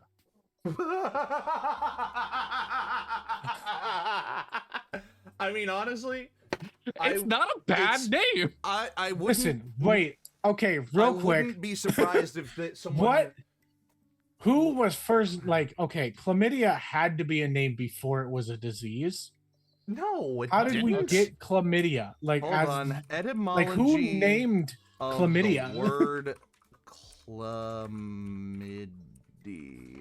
Is that what you say? Is etymology? Etymology is the study of a word. Chlamydia. Let's see. Etymology of chlamydia by Etymon9. I typed in climate. Type of genital infection, 1984, from the name of a bacteria that causes it, which is formed from the Latinized combining of the Greek chlamys, short mantle, upper garment for men, or military cloak, plus the abstract ending ia. So it's literally just, chlamydia is literally just a word that means, that just means infection of the upper region. Infection of the... Which is so not where I've gotten chlamydia. I mean, where you get chlamydia. Yeah. No, like upper, you know what I mean. Whatever. All right. Okay, so what's the Urban Urban Dictionary? There are two that I'm going to give you today because one of them is pretty obvious, but it's the top one. Agrorhythm. Agrorhythm? Agrorhythm. I've heard this word before. I have two. And I can't Is it just like extreme dancing? This feels dude, this sounds like country. This sounds like country hip hop. No, I thought it was going to be really obvious. Okay. All right, what is agrorhythm? Agrorhythm, an algorithm written to incite aggression amongst the masses. Agrorhythms are a dark pattern employed by businesses with bottom lines tied to confrontation and conflict, or engagement. Profiling data is used to nudge users into conflict and increase revenue. So, like, right, what's the other every one? politician uses now. The other one is spectacles, testicles, wallet, and watch. That's the checklist for leaving the house, buddy. Yeah. It's close. Spectacles, testicles, wallet, and watch. It's all right, close. What is it? It's an easy way to remember the sign of the cross in Christianity, or more specifically, Catholicism. Spectacles, testicles, wallet, and watch. Wait, why is wallet up here? Because I don't know. Because you put your wallet on your left side of your body. I don't know. I'm gonna start smacking my ass. Spectacles, testicles, wallet, and watch. Spectacles, testicles, wallet, and watch. Wallet and watch. That's great. You fucking hit the nade. No. Wallet. All right. No, it's just spectacles, testicles, wallet, and watch. Next time Dippy goes to church, that's what he's doing. Oh my god, that's great. But yeah. Y'all want to make some magic items? I would love to, Deadly. Who wants to go first? I will. All right. So I had these guys pre-roll beforehand. What I had in front of me was a list of all like the unique, they're listed as legendary magic items, or not magic, legendary weapons or items in Legend of Zelda Tears of the Kingdom. Legend of Zelda. Okay. Love that game to pieces. They're making a new Legend of Zelda game by the end of this year that you actually play as Zelda. Yeah. It looks a lot of fun. Legend of Zegend, Tears of the Fears. Yes. So Dippy, you got, and I will send a picture to our Discord right now. It's gonna be a shitty picture because I didn't bother to find anything better. Sure. If it will work for me, I might not send a picture at the moment. I'm not sending a picture at this moment. The Daybreak Shield. Oh. It is all right. So the description is this shield is cherished by the Gerudo champion Urboso, which is just very important person in the timeline of Zelda. Sure. The gold is used to make it the gold used to make it was handpicked to ensure a design is both lightweight and durable. And for a little more the Gerudo are like the desert people that don't give birth to boys. They give birth to like one boy every 1,000 years. Right. So their whole society is females. Oh, I see. And that is your magic shield. Okay. So in the context of D&D, yes. The Daybreak Shield. It's pretty obvious, but I want to step around the pretty obvious if I can. So, the Daybreak Shield can be activated. And this is a legendary item, right? It could Okay. be. You can do whatever you want. So the Daybreak Shield is a piece of cardboard. No, the Daybreak Shield. The Daybreak Shield.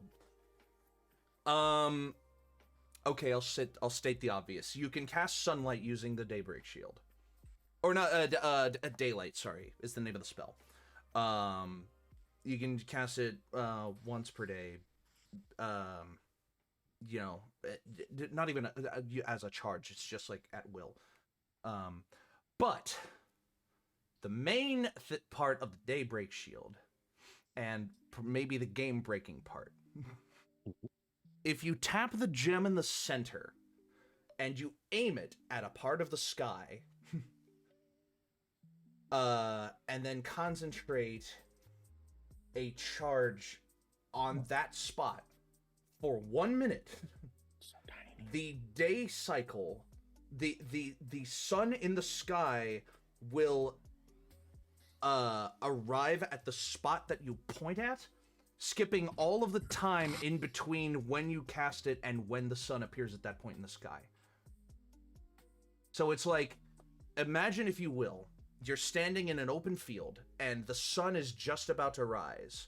You tap the gem in the center and you aim at the opposite horizon and concentrate for a minute. The entire day passes in 1 minute. Does time pass, or we're just moving the cycle? Time passes. Wow. Okay. Yeah. If in the relative time frame you are seen, like your body as an outside observer, you are just standing there pointing your shield at that point in the sky. And if someone interrupts you, then the sun stops at whatever point in the sky during that cycle you missed. Right. So, yep. You can be interrupted in the middle of your 1 minute by way of an observer around you, just like pushes you or breaks your concentration, whatever. And if your concentration is broken, the shield cracks. Okay. And you have to either pay to fix it, or you have to wait for it to fix on its own by leaving it out in the sun to fix.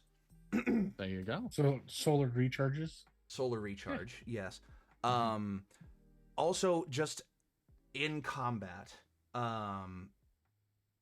it's a +2 shield. So it already adds 2, and then it adds 2 more via its magic. You can add 4 AC when using the shield. Yes.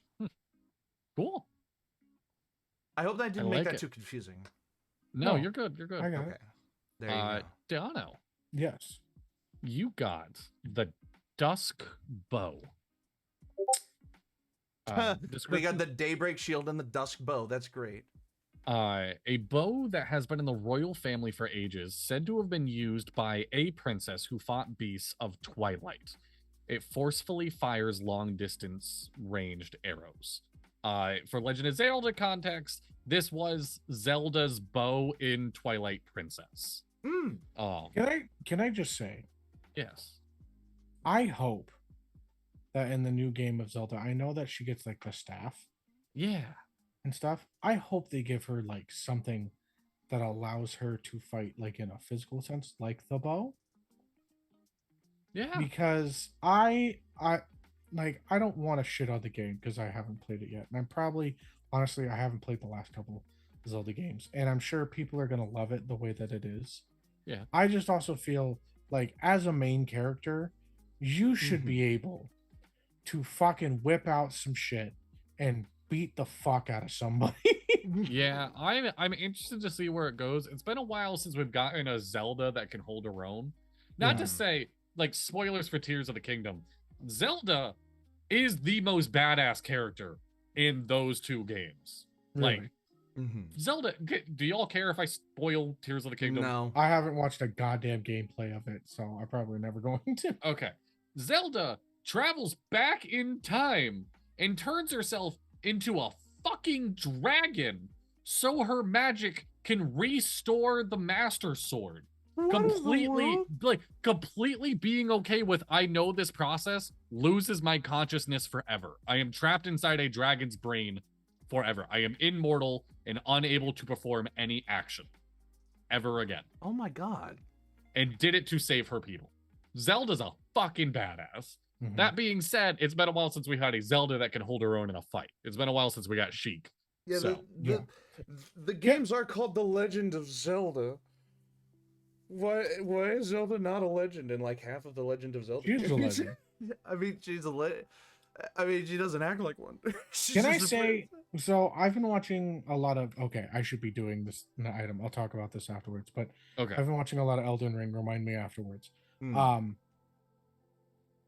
Okay, so the Dusk Bow? Bow? Dusk Bow. Okay. Yes. So this functions basically as like a moon-touched longbow. Okay. It has it acts as it's a +1 in daylight, but at night it gains a +3 on top of that. Ooh. And is when slaying undead, demonic, or creatures of evil, and not with this weapon, there is a 10% chance of instant death when shot with it. My god. There you go. Okay, so kind of Vorpal sword-ish. Yes. Yeah. Mhm.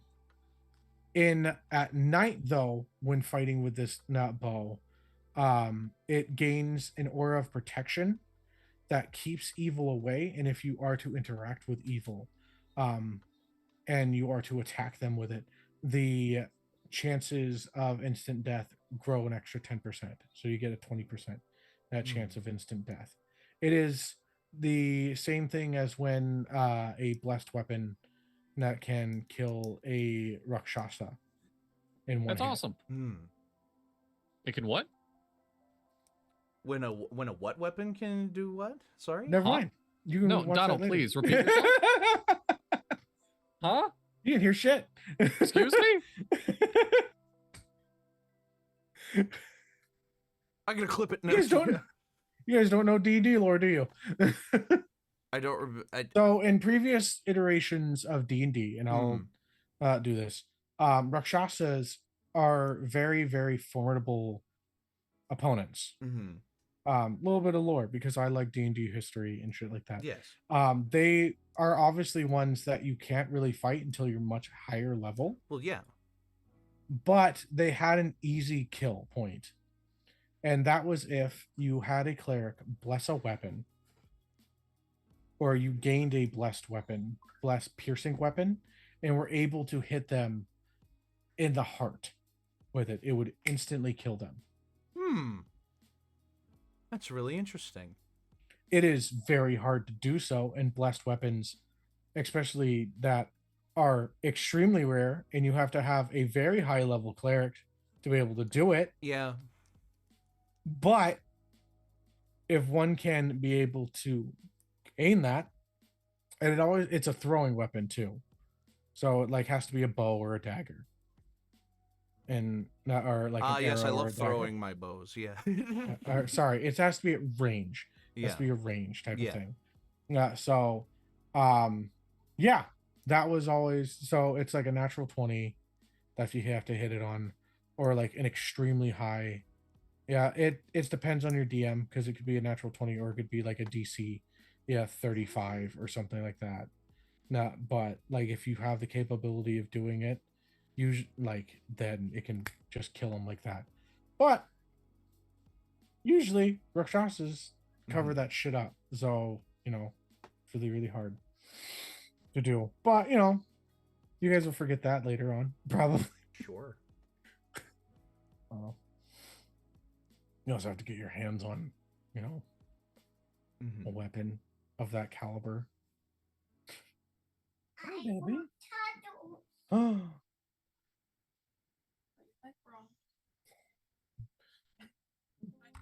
Wait, where did that save to? I don't know.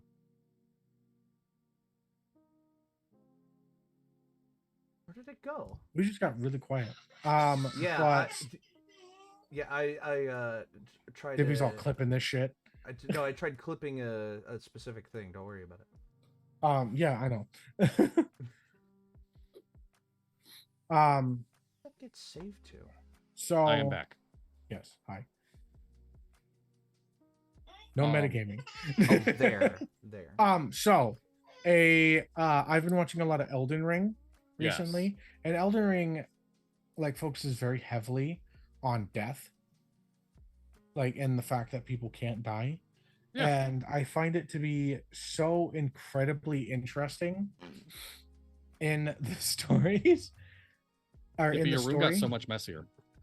Oh, I know. It's like, it's really strange. It's like that book's been tipped over slightly for years. Wait, almost to the point where it seems like it's natural. Wait, what book? What do you mean? The one that's in the back there, it's turned to the side. This one. It looks like it's That's fallen off. That's a vinyl, and I thought it looked cool displaying it that way. Oh.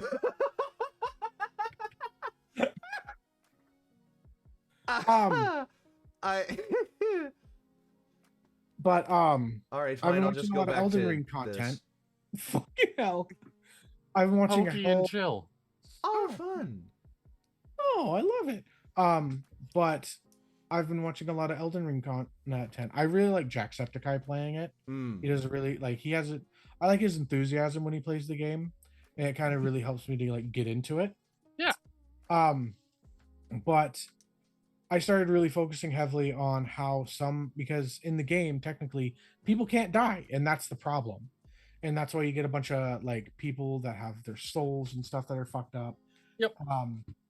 But there are people that choose a certain way of dying or like ending of their life cycle to dedicate themselves. Some of them go to grant themselves into godhood.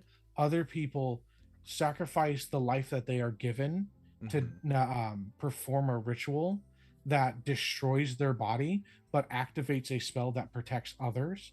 And I was just like, back in the day when people believed so heavily in the iron, like focus so heavily on the fact that everybody's going to die, death is all around us, we focus on that so differently, it made sense to dedicate your life to things so that you could find purpose and meaning. And I'm just like, you know what, it would be so interesting to have a D&D campaign like this where it's just like you can die, but you have to like, you can't die, but you have to find meaning and not like the life that you are given. And everybody's purpose is to eventually find something worth giving the rest of their life to. Something worth dying for, even. Yes. Yeah. I think it would be because it's just like that. And then coming to these different great coliseums and mausoleums and such like that. And every time that you take a long rest, things regrow and reborn, everything. Like, obviously things can be destroyed, but like they come back and nothing is ever truly gone. And you have to like slay different greater creatures, souls and everything. Yeah, I've been getting into a lot of Souls-like games, and they have deep fucking lore. It's so goddamn good. And I just thought, like, man, to have characters that were like that in depth to be played and like that deep meaning of just like, let's stop focusing on the fact that we are gonna die and let's focus on something of just like, what do I want to give my life to? Yeah. It's like I don't know, actually. I don't know where I was going with that. That's beautiful. There you go. Okay, so let me get rid of the 10 other me's that are in my background right now. Hold on. You're gonna kill them all? Oh, Dippy! That's call 911. Why did I do more than 3 beeps for 911? Dippy's like, call 911. I'm gonna order a pizza. Call 911. Quick, call 911. What are you doing? It's the non-emergency line. Yeah. Yeah, exactly. Anyone notice? You ever notice that the non-emergency line for your local law enforcement is like 7 more fucking numbers long than it needs to be? I feel like there's 3 numbers that you can call pretty easily to get in contact with them. All right. Anyway. And now, the moment you've all maybe been waiting for. It is time for yet another exciting episode of the Dapper Draft. The Dapper Draft. Dapper Draft. Wait, Wait. Do we have the debate? Oh, never Tippy, mind. you're in charge of it this time, aren't you? Oh God, am I? Oh shit. Because I did one and then Dadley did one. Yeah. And you're the one that's in charge of it. So me and Dadley have to debate this time. Yeah. You guys forgot Okay. about the new thing. We I was did like, wait, forget about the new thing. It's been a it's while. our new. I'm Yeah. rusty. Yeah. Okay, so, It's been a month. ladies and gentlemen, boys and girls, and everyone in between. Today I have brought before And on you the two other- willing candidates. Whatever. Willing. Uh, I was forced here. You can't see this, but my other arm has a handcuff on it. two. Oh God, I have to think of a Participants. stupid. I have to think of a. Participants. I think I have to. I have to think of a stupid debate topic now. You've had a month. I've had Dragons or exactly Giants? 2 minutes. Okay, wait a minute. No, that'll be my next one. Talk amongst yourselves for a second. Okay. Hey, Dadley, how you been doing? I'm doing okay, buddy. Yeah. I'm doing okay. Yeah. I'm really tired. Oh, I'm sorry. I went to buddy. Six Flags today, though. That's so exciting. What It's was fine. your favorite ride that you went on? Oh shit! I mean, I mostly went for the kids. Okay. I'm not that What much of was a their roller coaster favorite person. rides? Cyclone. It's like a massive wooden roller coaster. I don't get why the kids love wooden roller coasters so much. It's that Splinters. essence of death. Yeah, no, like it sincerely is like, do you want to ride a roller coaster? Yeah. Do you want to ride a roller coaster that feels like it's gonna snap? Yeah. Like, no, Six Flags is fine. Six Flags is, I have a season membership, so I'll go often enough, and I've got enough to know that, like, don't be excited to go to Six Flags. Be Can I ready. just say, like, about amusement parks? When if you've gone to one, you've gone to basically every single one of them. So It's very copy paste. what were the Absolutely. last, Six what was- Flags, as of today, just bought Cedar Point as well. Oh my Really? God. Yeah, it Well, was like a very I big have talk to there. go to Cedar Point then at some point in time. You don't have to. Before I have yet to be to it. Okay, and so I've the lived first here so long. debate was. What was the first debate? I know the last one was cake Pie or versus pie. cake. The last one was cake Oh. or pie. There was the very first one though was Apple a day. does an apple a day keep the doctor away? Okay. Oh, completely forgot about idiomatic speech in this. I actually wanted to know. I want to hear the debate whether it really is that easy to kill two birds with one stone.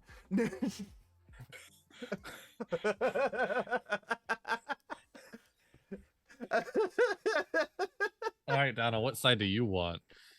I honestly want to convince you that it is that easy. Oh, you want to convince me that it's that easy? Yeah. All right. Okay. All right, the Okay, floor is yours. So, ladies and gentlemen, today I have brought before you two willing participants to ask one simple question. Is it really as easy as they say to kill two birds with one stone? Gentlemen, the floor is yours. Now, what you got to understand is that you don't have to throw the stone.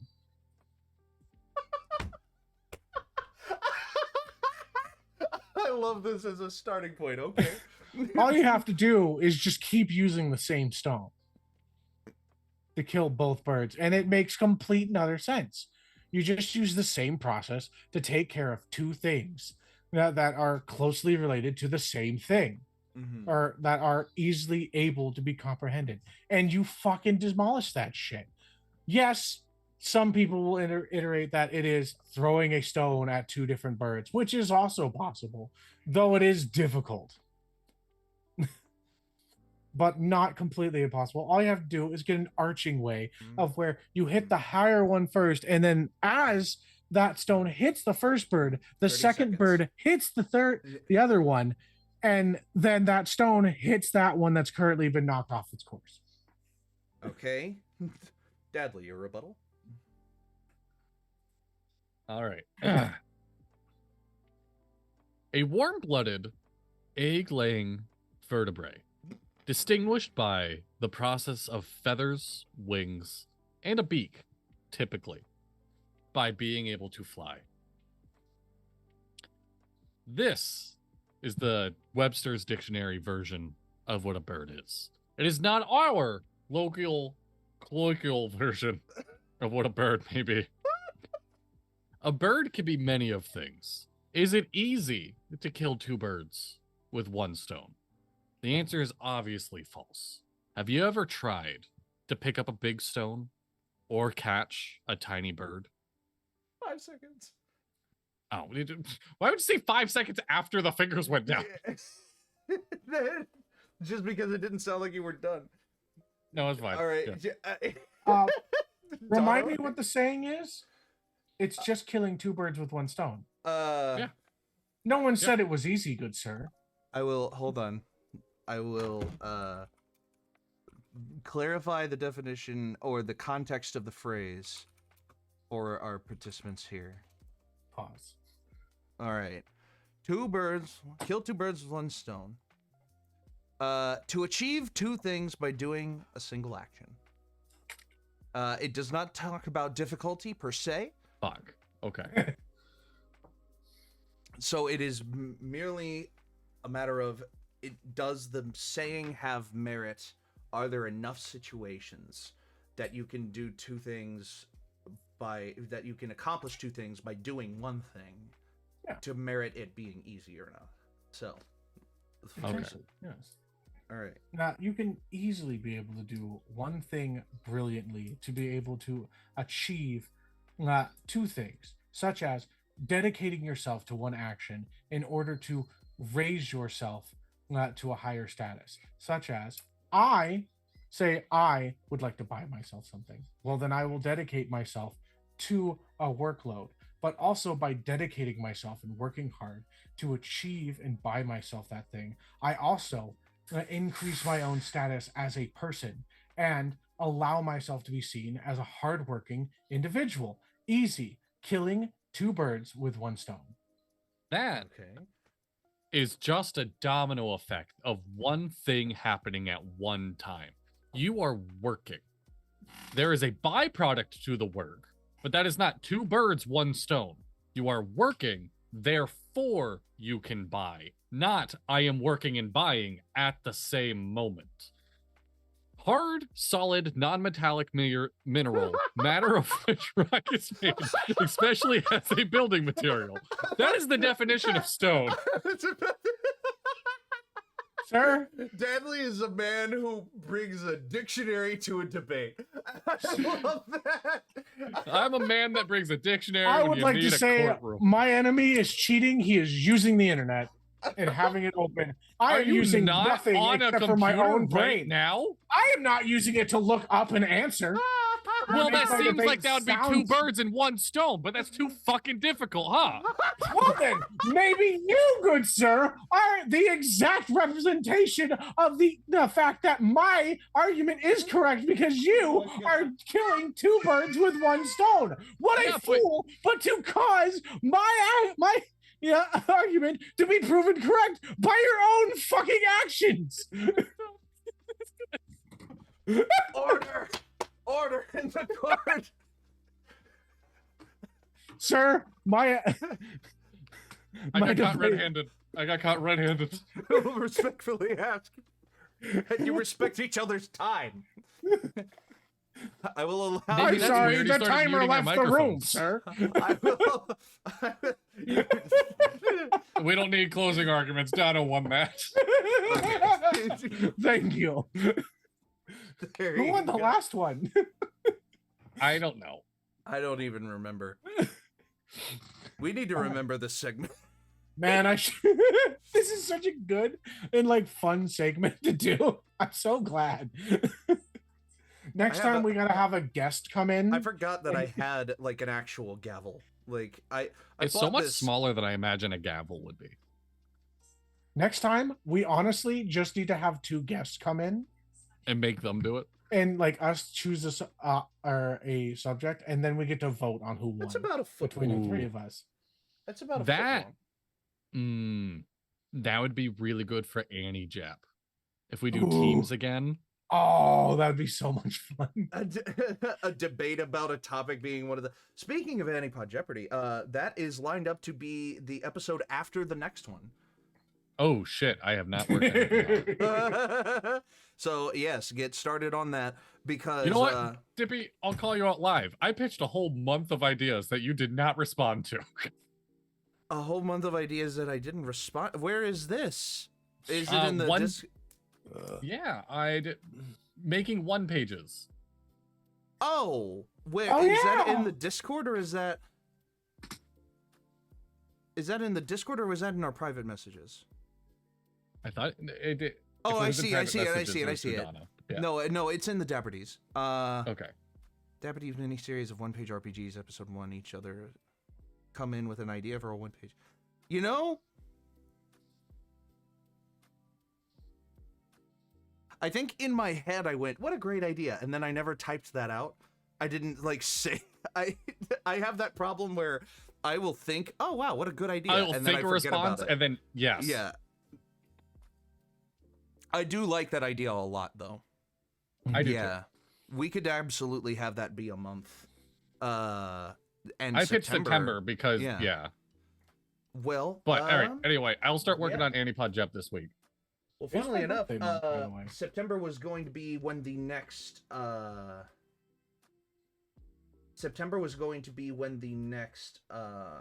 writer's block would be. Oh yeah. We can move that up. I don't know when the last one was. I was about to say, well, writer's block is already about creating a one-page in and of its own right. No, it's Kinda. a one shot. A one-shot. Oh, I one see. page. No, okay, that is a difference. Okay, I see what you mean. Yeah. Well, no, I meant like one-page RPGs, Yes. like Honey Heist. No, and that is a whatnot. difference. Yeah. I would like to have like a week where we just, or like a month where we just do different like one pages. Yeah. That Well, would there we be, go. That would be fun. I feel like already talked to Lost Chaos about the idea of having her be a guest for us doing an episode where we play Roll for Shoes. I want to play Roll for Shoes so bad. And I want to run Roll for Shoes so bad. So that's definitely want something we shoes. can do in the We'll near flesh future. this out off cam right now. Yeah. It's time. Okay. For the most important segment. Yeah. Probably ever. It's life or death, maybe. All right. Ladies and gentlemen, welcome back to... I tried to introduce it earlier, but failed. Welcome back to the Dapper Draft. The Dapper Draft. So, what I have prepared for you today Are is we- an idea Real that quick, I saw. I'm making the list right now. Are we doing 5 or 6? Are you doing my list? Because I thought that's not what we were going with. Yeah, I have my own, but we tossed up the idea of doing 2, and I would not be opposed to doing 2. Because I think we stick to 1, because if Let's we stick do to 2, then all right. we may not have anything for next time.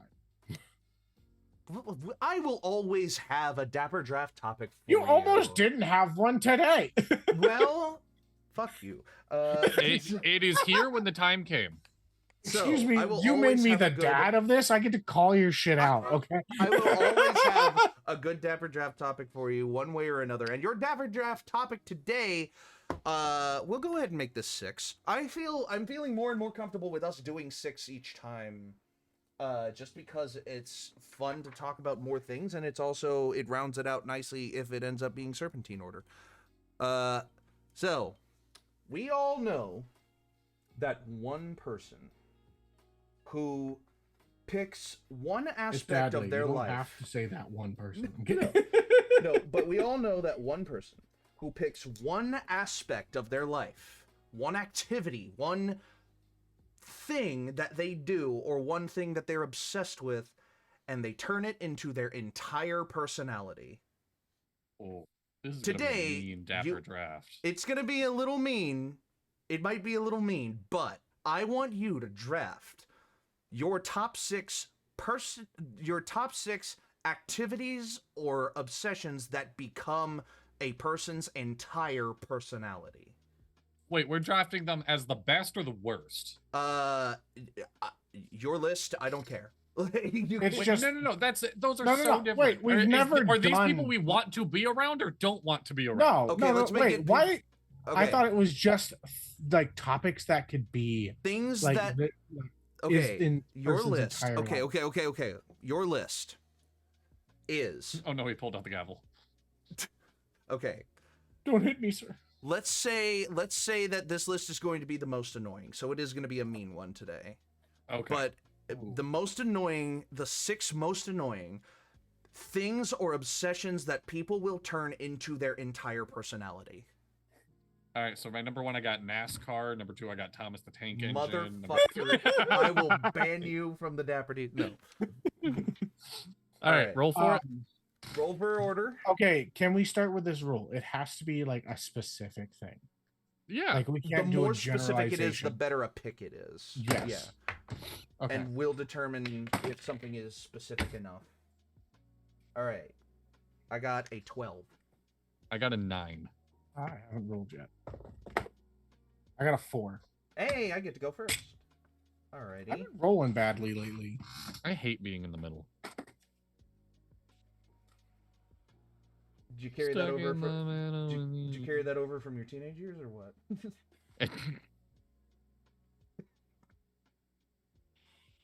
You know, I almost didn't say it and then I said it. It's fine. Oh, I'd rather you say it. All right. 2, 3, 4, 5, 6, and then I will flip a coin to determine order. If I have a coin, where did it go? Hello. I am missing my coin. Hello. I am never missing my coin. Where did it go? There's some of these that I'm just kind of like, will I get canceled for this? You can't cancel me. I have no money. Wow. That's how it works, right? Damn. You know what? That actually is a weirdly good point. Can you cancel someone that's poor? No. All right. Heads, we will go back to back. Tails, we will go serpentine. And it's heads, so we will just go back to back. So we don't get any safety plus value of 2 picks in a row. We just have pick after pick after pick. All right, so for my number 1, the first one I thought of, and the one that I might get, the first one I might get some heat for, is, because they could very reasonably kill me if I put them in too bad of a light. Harley Davidson people. Okay. Because there is a whole nother world. There is a whole nother world of bikes that Harley Davidson people just kind of like shut out and say like, you're not a real biker if you don't ride a Harley. Like the one motorcycle I've owned in my life was a little Yamaha that I loved to pieces. Exactly. It was an 89 and had pork chop painted on the side of it. Oh my god, that's I love there that. you go. So my number 1, I will go with Harley Davidson people. I'm kind of in the same vein as Dippy. I feel like his people and my people are friends. And this is going to be niche. This is going to be real specific. Okay. I don't care. I'm going with people that own green egg smokers. Oh my god. The I avocado know exactly what grills? you mean. The big green egg barbecue people. Yes. They're like, yep, I'm spending this entire 3-week span dry roasting a steak. I'm so excited to eat steak in the next 2 months. And I'm like, okay, bud. I can't wait for the next 2 months to hear about this fucking steak. So I took it out and I flipped it again. Yeah.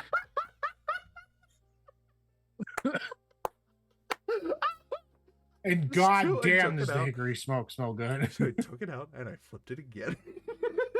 And another left turn. Okay. Oh my god. My first pick is cats. Like they're cats. Yep. Okay, yeah. Yep. Nope. I get it. So is this serpentine or what are we doing? No, we're going back to It's back. gonna go which back is up to back Dippy. me Okay, again. cool. Okay, my number 2, and this is a group I actually cannot stand because I cannot understand it. because this is just personification of a gambling addiction. Fantasy sports people. Okay. People that will dedicate their entire lives to a fantasy sports league. Yeah. And they do it every year, and they're like, they put actual money against their friends on doing this, and it's just like, you know, and they seem to be weirdly in touch with the punishment for the loser. Yes. Like, the punishments for the losers are some of the most brutal things I've ever heard anyone wrought upon another person. And it's for a fantasy sports team.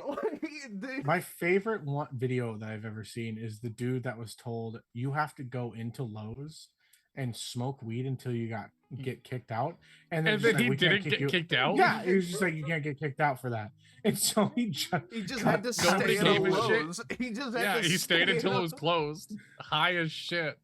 Oh my god! I just saw somebody had to try out for the Dallas Cowboy cheerleaders. This like grown 54-year-old man auditioning for the Dallas Cowboy cheerleaders. Had to try out for the Dallas Cowboy cheerleaders.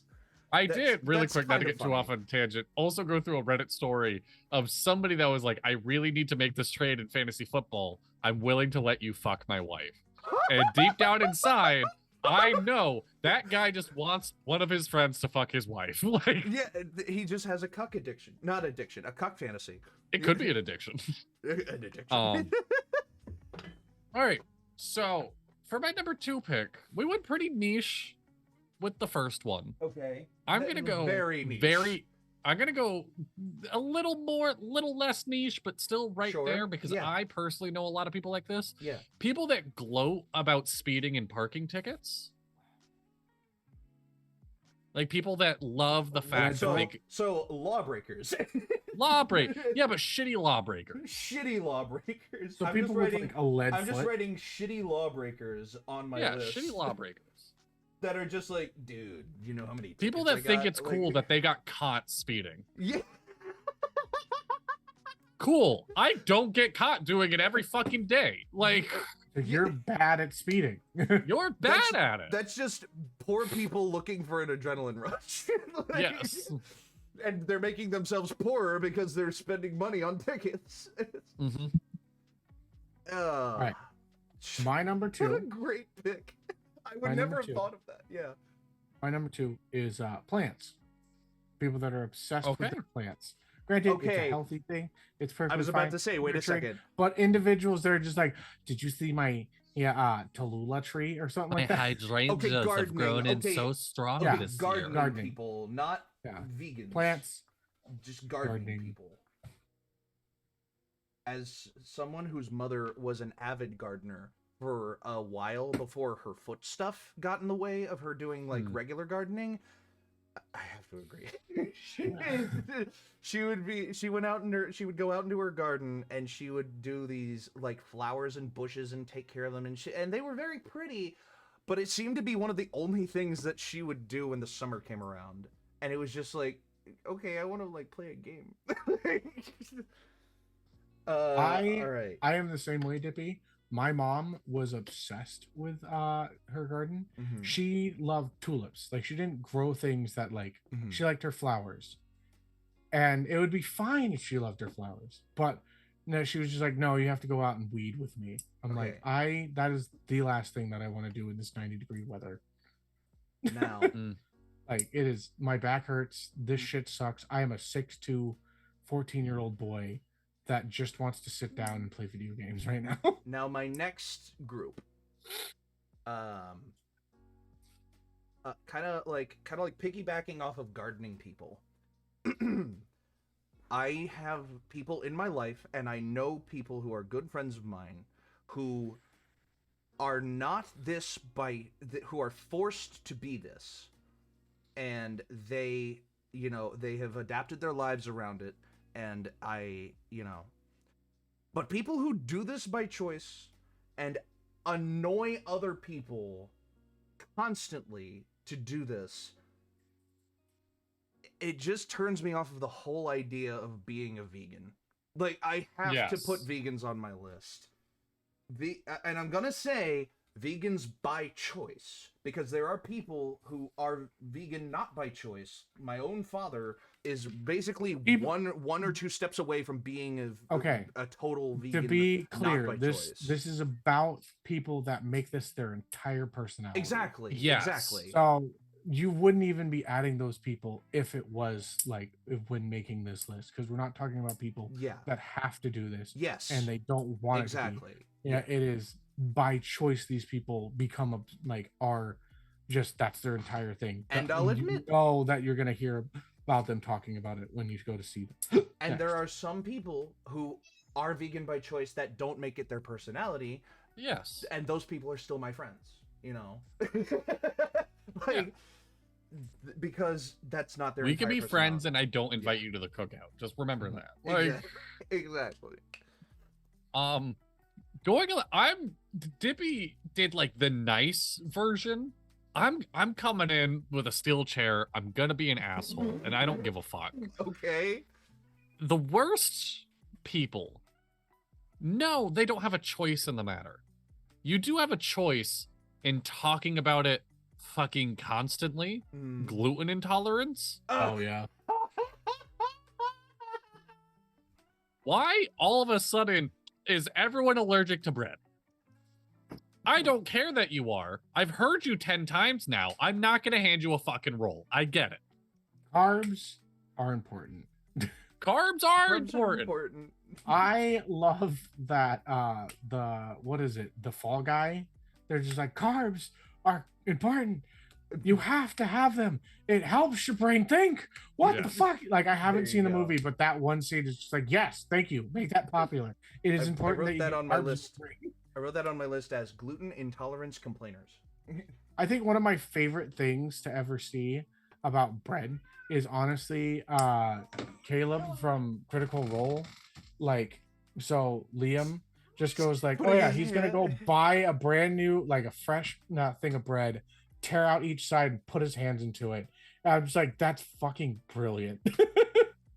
Something like, and he mentioned something like, oh, a lot of people did this in the Great Depression in America, and then someone looked it up and found no reference to it at all. like it's just a really creative idea that it could fit in that time frame, but it didn't. It's just really good. All right, Donald, your next pick.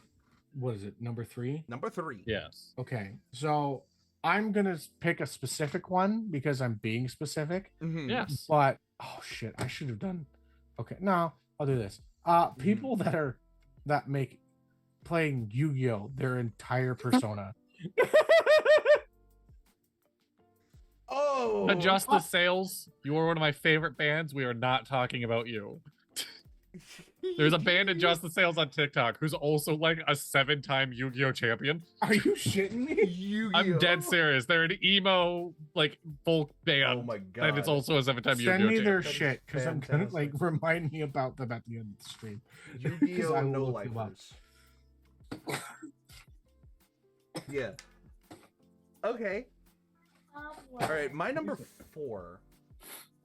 My number 4. Oh man, I'm getting into territory now. Okay, I'm gonna pick it for the value it brings, not because I know anybody like this, but I hear so many people complain about their friends who are super into CrossFit. I don't know. Wait. CrossFit? Yeah. Okay. CrossFit is apparently one of the most annoying, like... Okay. I can explain that. Like, yes. quote-unquote All right, Donald, go fan for it. bases. So, as somebody that works out and does powerlifting, CrossFitting is a sport in its own right. It should not go in with weightlifting because weightlifting is about form, muscle growth, body, like strengthening yourself. CrossFit is extreme cardio. It is it is basically calisthenics but with weights. It is straight up like an extreme form of pushing your body, and it can be very dangerous because a lot of the people that promote CrossFit and that do it don't know what the fuck they're doing. They're just given a regimen, and a lot of people jump into it and get way too like excited about it without learning the basics first. It is important. Like, it's a perfectly fine thing to do once you get to a point and you have your form completely correct and everything is good, fine, it's whatever. But the way that a lot of CrossFit companies and stuff do their thing is that they just throw the motherfuckers in it, and a lot of people get injured doing CrossFit. Yes. And then people get obsessed with it because it's technically cheating your body of proper form and proper growth, and people get, it's a lot of like ego lifting and stuff like that. It's like, oh, I can do this. It's like, yeah, but you did it wrong, and you're actually going to injure yourself really badly doing that. So yeah, but they're like the CrossFit champion guy who's won it like 6 times in a row, fucking insane human being. Like it has its own merits. Just the way that they promote themselves and the way that they put themselves to other people is very bad. But it can be really annoying. I remember when CrossFit first became a thing, and I had friends that were like getting into it. It's like, oh yeah, I joined a CrossFit gym. I'm like, shut the fuck up. Like, cool, you do CrossFit. That's awesome. I do powerlifting. I love lifting and being really heavy. And like, I'm just like, but let my body tell you that, hey, I lift. And I don't bring that up right away. All right, Dadley. I'm trying to figure out the word for it. Sure.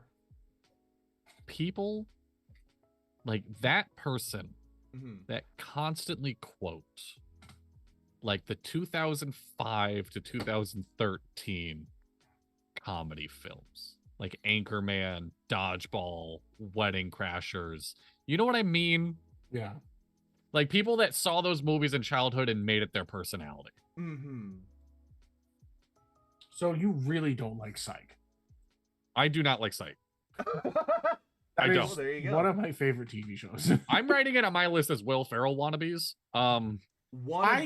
Honestly, I used to think Will Ferrell was really funny. I've gone back and watched his shit. I'm just like, this is terrible. I do like Elf has a place in my heart. Elf has a place. I think Elf is brilliant, but I like, and it's partially Will Ferrell. But after what he did after Elf, it's just like, dude, really? I'm writing it on my list as wannabe double-aught comics because that's super bad and like McLovin, like just quoters, wannabe double-aught comics. I now better understand my mom being like, this is dumb. I'm like, yeah, it is. My mom, that being said, I added Dodgeball to the list. I do love Dodgeball. I will say this much. One of the biggest representations of NASCAR in popular culture is the movie Talladega Nights with the Ballad of Ricky Bobby. I cannot stand that movie because that movie puts NASCAR in under such a comic lens, you know, of that flavor of the early 2000s, you know, that just like you swish it around in your mouth and you're like, wow, this is really shitty because it's like I don't know. At the same time, the parts of the movie that focus on NASCAR do NASCAR some justice. You know, they talk about it in a proper way when the camera isn't put on Will Ferrell's like character. I don't know. I'm very twisted feelings about Talladega Nights because it's kind of, it's a really bad movie, but it's one of those movies that it's like, it's so bad it's good type movies.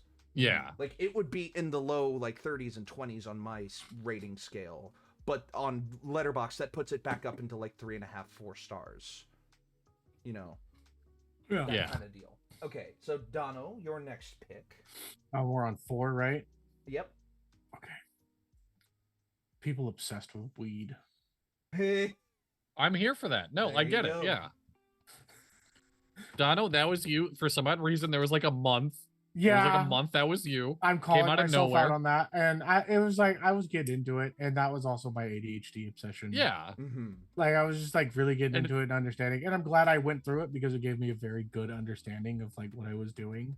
And it was just me putting in the research and just being like, I'm really excited about this. But like, I'm talking about people that are just like, we should be legal everywhere. And like, was the whole like, don't get why they can't smoke weed in a state where it is illegal and still not get a job. Yeah. Like people that don't take the consequences of their actions seriously. Yes. So yeah, that's the type of not thing that I'm talking about. Yeah. Individuals that just know a lot about weed, cool. That's actually Yeah. like Yeah, if you're sometimes. knowledgeable of it, being knowledgeable of it Oh and yeah, sharing your knowledge is different than being ignorant to everything that surrounds it and I, putting it up on a pedestal. one of the reasons that I really enjoyed it was because the dealer that I had at the time, he worked with individuals all around the fucking world, Mm. and he would teach me everything, and I was just There like you go. this. Like I could just absorb the knowledge because he was so Yep. enthusiastic and happy about it. And I was just like, this is fucking awesome, dude. Like I'm Which smoking is weed fair. from a Yeah. dude that sent it from India. Like this is awesome. Well, there you go. So my number 5 Yes. is going to be a little more specific than CrossFit. People Powerlifting. who power no people who their entire personality is being either an internet commenter or an internet moderator, like a Discord mod or a Twitch mod, and they like, oh, my job is being a moderator on Twitch, and shut up, no it's not, go get a real job. Yeah. But like Yeah. internet commenters especially, like and you know, Mhm. most people, I know what you. Yeah. most people will never leave a comment on anything. Then you have the people that will leave a comment on something being like, oh, that's fun, or oh, I know that guy, or oh, hey, look at me, you know, this is tied to me in some way. And then there are commenters that are just like, haha, you're fat, get a job. Like, Yeah. what is that adding into the world? What are you doing by doing that? I will say this. it's- So one of the benefits about being in the internet and being on early TikTok is that you like. I want to just bring this up because it made me think. Because yeah, people are able to say, "Oh, I know that person." I've done that a couple of times with my friends. Yeah. Because they'll send me videos of people that I know Yeah. from D&D. Mhm. Yeah, and that like I know, oh, if I wanted to, I could message that person at any point in time. Yeah. And Yeah. then be like, this person's really, really cool. I like their stuff and they're really popular. I'm like, cool. Mhm. I played D&D with them.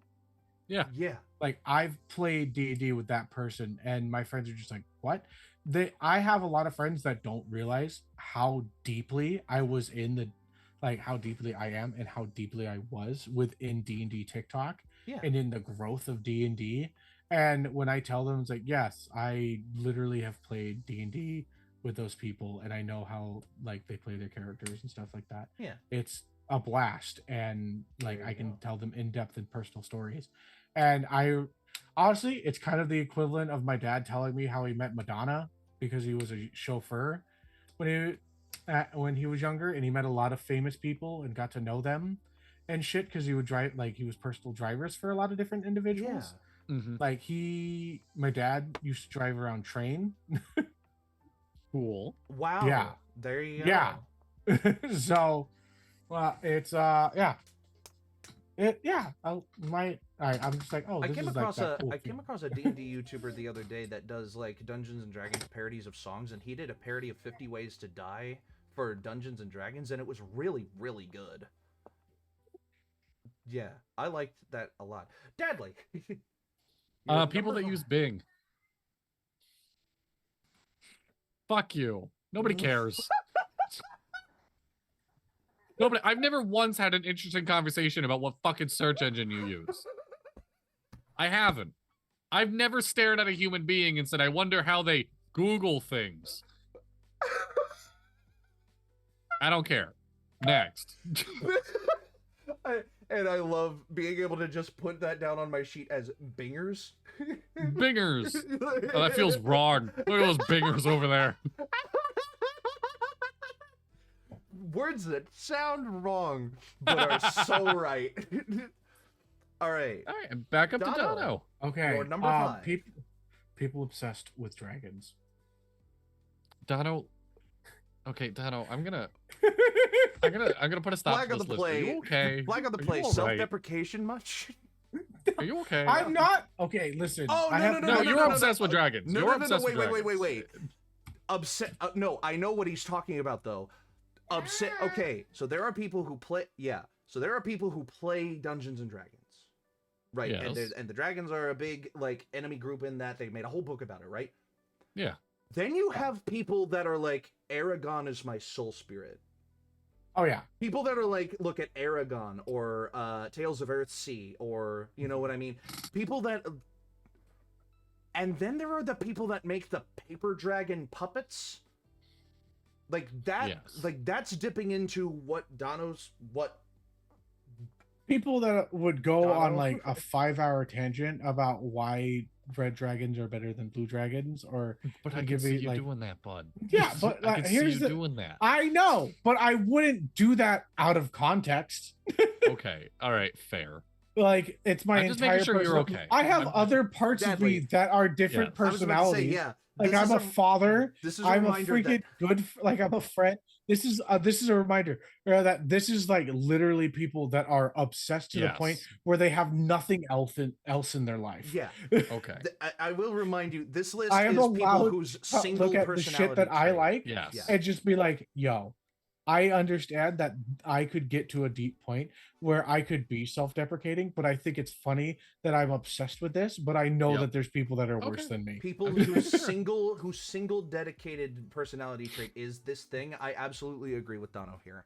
Dragon. Okay. I label them as dragon encyclopedias. Like people that can, like, the only thing that they're like.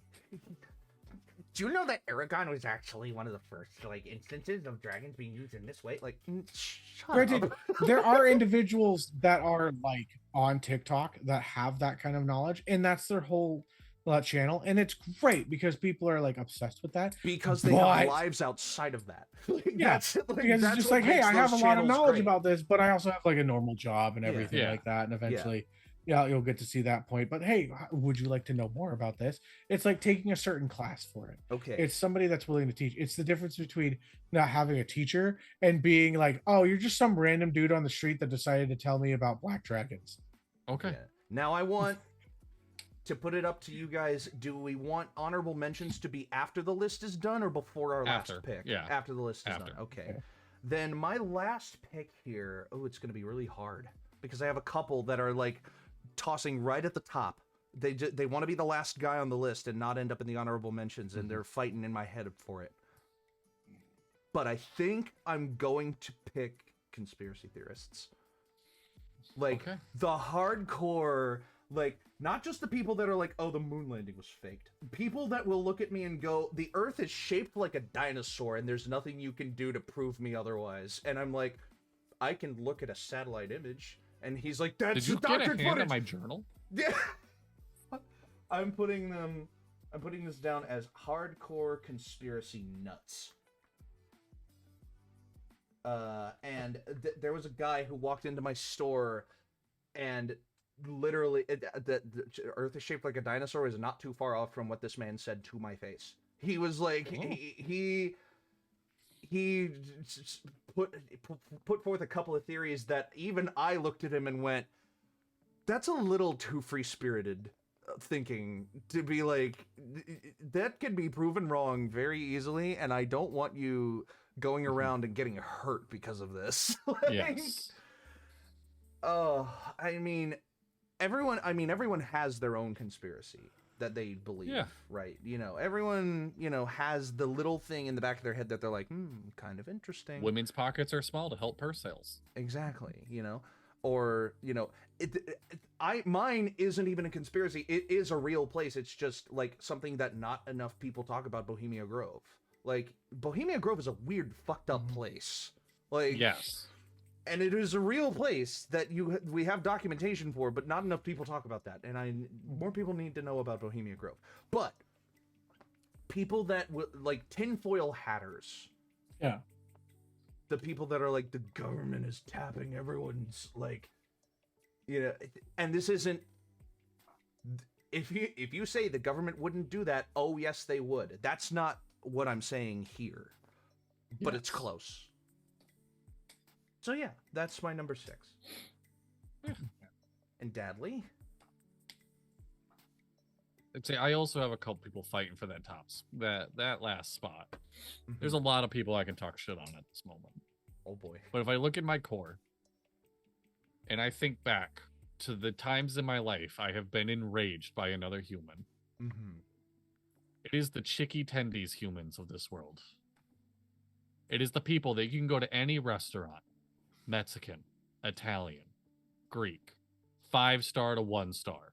Look another grown adult in the eyes and order chicken tendies. Fuck you. Evolve your palate. Chicken tender purists, I call them. The pickiest eaters. See, So when I was young, yeah, maybe like up until the point I was like 5 years old, I would only eat 5 things. And when I started going to school, kindergarten, my parents looked at me and went, okay, this is changing this year. You're going to have your peanut butter sandwich every day for your breakfast. And we will pack you something for lunch. Half the time we'll pack something you want. Half the time we'll pack something that we make. But dinner every night is going to be something new, something you haven't tried, and something that you are going to try before you are allowed to go to bed. I love that. There were a couple things I would sit there and stare at my plate going, nope, I'm not eating this. And they would be like, all right, you are either going to sit here and take one bite and go straight to bed, or you're going to eat it and then you'll enjoy the rest of the evening with the rest of us. Like, there you go. And I broke my picky eating that way. Or they broke my picky eating that way. And now I love all kinds of food. I'm just lucky. My kids aren't picky eaters. I already got my 7-year-old eating sushi with me and shit. Like, God my bless. kids really aren't picky eaters. I'm so glad. I think it's crazy because like my daughter can be a picky eater, but when it comes to me trying like really like the best way that I can get her to eat something is to just eat it myself and just be like, oh my god, this is delicious. Yes. Oh, absolutely. Because one thing that she's picked up is that I will just go buy rotisserie chickens and just fucking eat that shit. And she's just like, yes. She'll just like go ham on it too. Yep. Like, fuck yeah, dude. Get it. Go chicken on it. Yeah. Right. So Donald, mine kind of 6. like, so I may get killed for this one. Oh boy. It is controversial. The individuals that are obsessed with this thing can be violent at times and can go under a lot of different tents and such like that. I'm going to say those who are obsessed with Criminal Mind-esque types of shows. Yes. People obsessed with true crime shows? No, like Criminal Mind, like the TV shows. You could put Supernatural underneath of it. People that make it like completely their personality. Oh boy.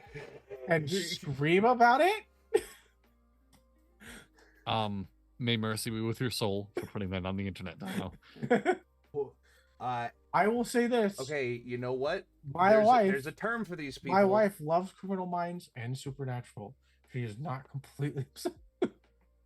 There's a term for these people? There's a term for the group that you're approaching. Mm-hmm. Super Hulakians. Super Hulakians. People who love Supernatural, Doctor Who, and Sherlock. Like the specifically the Benedict Cumberbatch version of Sherlock. That was such a like 2012 to 20 like 2017-ish thing. Like I remember that being a huge thing. Yep. And like I myself was very like I had dated quite a few girls that were same. Yeah. I was stuck in the loop. Yeah. They got a little freaky. we had a different word for it because there was like a cluster of girls in my high school that was, what was it? Like True Blood, Supernatural, the Originals, Diaries? I think was the other those like they were the blood Vampire Diaries. Yeah, Vampire girls? Diaries. Yeah. Yeah, blood sluts. That is what they referred to themselves as. Oh, that's it wasn't incredible. derogatory. We weren't being mean. They called themselves that word. That's amazing. So, for the first time ever, I feel like we have enough. We have enough to talk about honorable mentions that did not end up on any of our lists.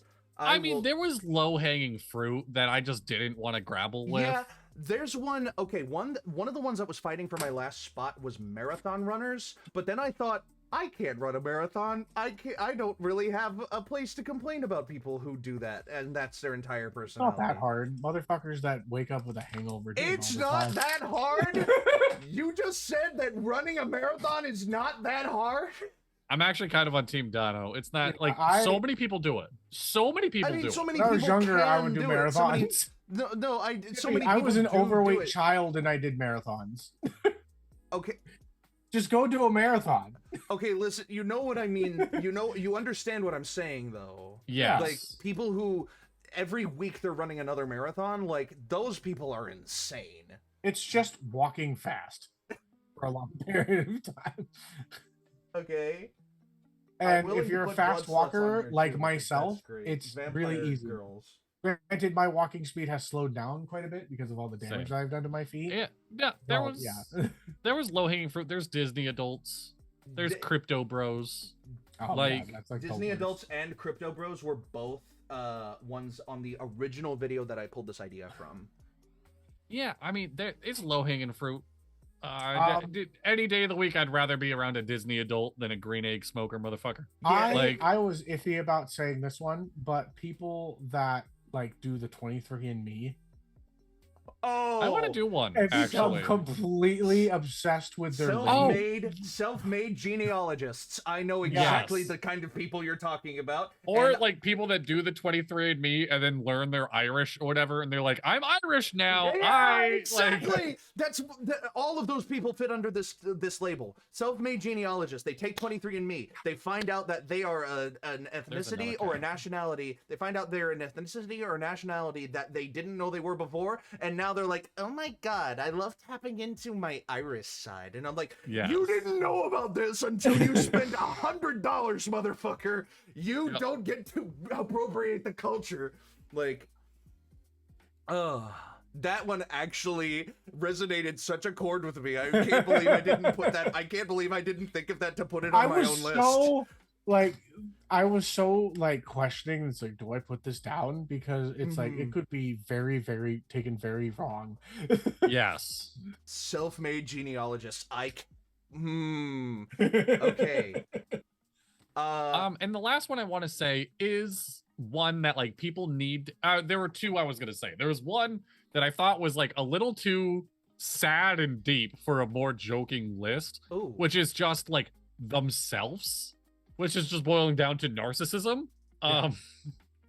Which I found out in our last game of A Familiar Problem. There's another form of narcissism that's even worse. Yes. Megalomania. Yeah, megalomania. I was like, oh, okay, cool. Astrology people. How did we not bring up astrology? Okay. Listen,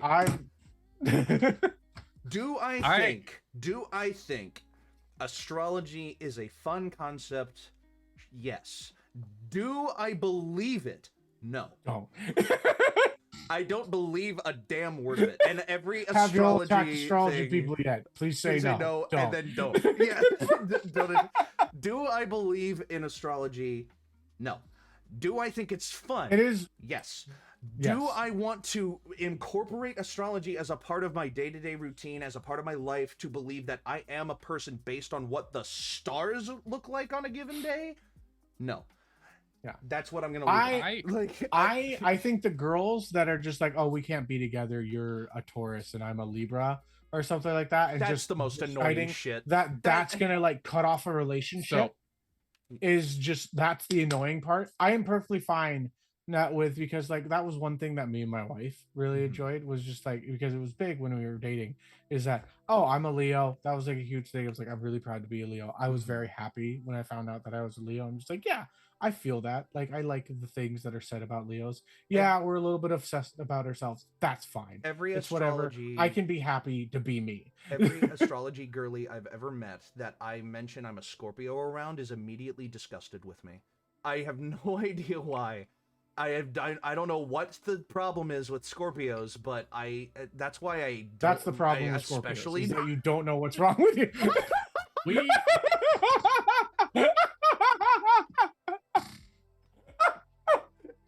damn it.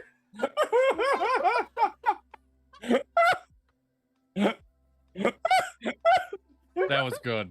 That was really fucking hilarious. That's off camera. incredible. Just for the people watching, off camera, something we weirdly do often is like workshop stand-up bits, even though none of us have done stand-up. Yeah. I have a couple I've of sheets. overheard a conversation. I didn't overhear it. It was being told to me. Okay. And I've in the back of my brain always been like, this is a premise of a great stand-up bit. Because my friend's going off. I met this girl on Tinder. We went on a date. She doesn't want to go on any more dates because of my zodiac sign.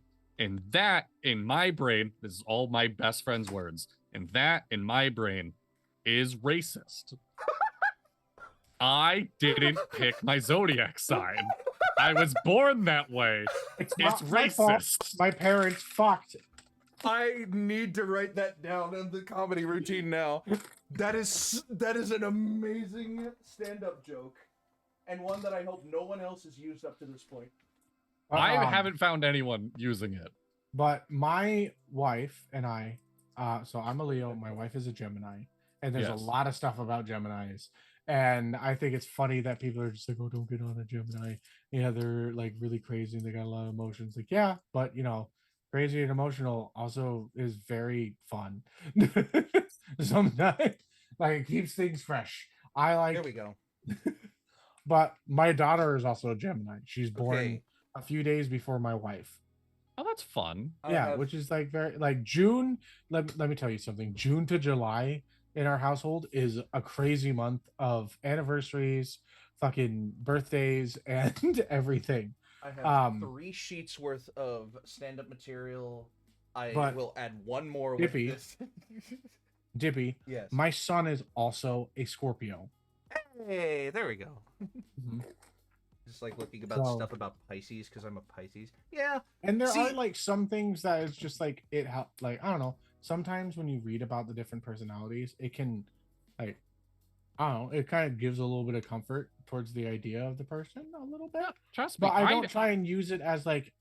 I use it as a way of just like, oh, if they are kind of like this, then what's the best way I can approach them? And I know more than I should about Zodiac. I am a Libra, and I'm also a rising and falling Libra. I'm literally a triple Libra. I was about to say that's the level that it would be fun for me to know, but if someone else knows that about me, I'm scared.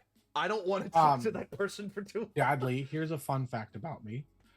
Every single one of my best friends has been a Libra. Fun. Like people, I feel like that's rare. It is very rare. I am a very rare type of Libra. Am I not one of your best friends? I am a shiny Pokemon. You are one of my best friends. So my best friends that are guys are Libras, Tauruses, and Scorpios. There you go. They're just individuals that I get to. One of my friends is a Pisces.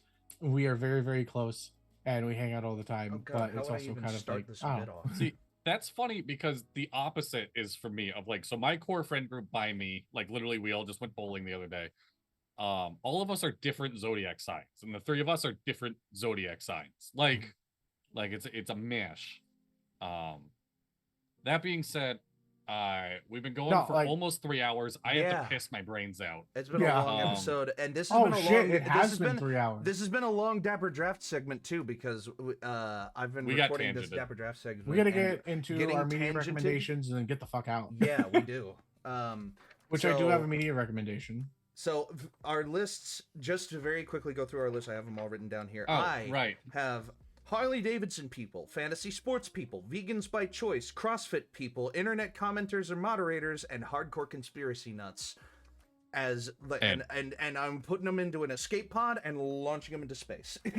Yep. And I am doing and I imagine all these as I'm trapped in a conversation with this person. Green egg smoker people, shitty lawbreakers, gluten intolerance people that talk about it. I don't no harm if you do. Complainers. Yes. Will Ferrell wannabes, people that use Bing, and chicky tendy humans. I love that. So to be clear, you have no problem with people that use Yahoo. I mean, they're on thin fucking ice. See, the difference between Yahooers and Bingers. is that Yahooers are not annoying about using Yahoo. No, they're ashamed. They don't talk about it. They don't want to answer the question. Of using Yahoo. By the way, my dad is a Yahoo email account user. That's incredible. Has not changed his email for Yahoo! fucking years. Like, he has had the same email account since I was a baby. That's awesome. There you go.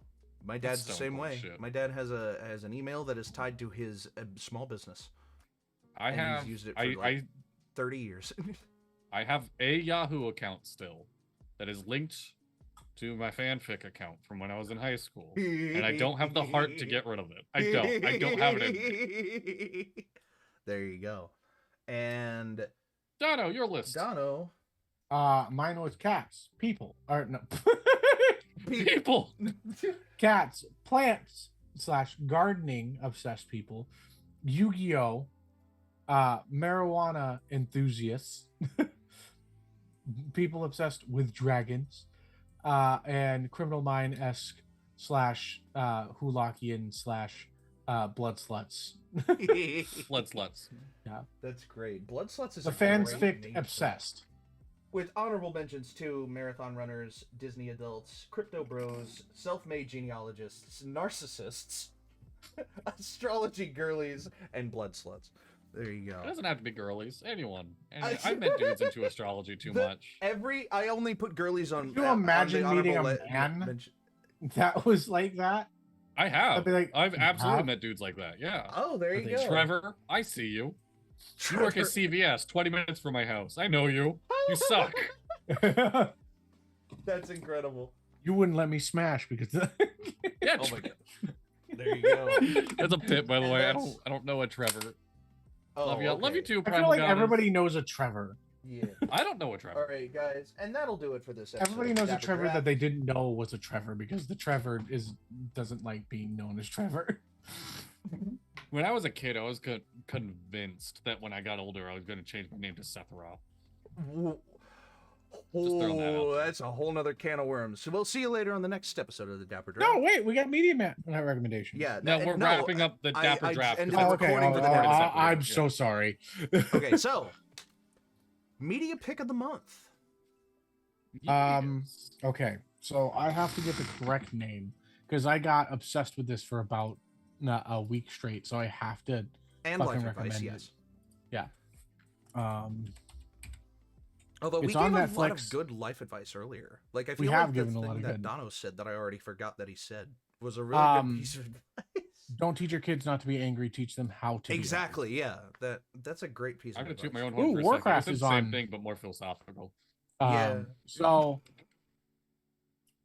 So I got obsessed with an older anime from like the 80s, 90s. Ooh. It is called Hajime no Ippo, the fighting. It's on Okay. Netflix. It is about boxing and like boxers in Oh. Japan. I know what this and is. it is yes. so fucking good Yeah. Oh, It's been like, I recommended to me a love couple the times fact- now. that like they actually go into the technical aspect of it. Yes. And though it is anime-esque, it is still respectful to the sport and really heightens it in like the enjoyment of it. And like for me, I found myself absolutely going back into like exercising and boxing. Mhm. Yeah, because of it. I'm just like, this is fucking dope. Like in learning the different techniques and shit like that, and like a heightened form, but getting like the baseline of it as well.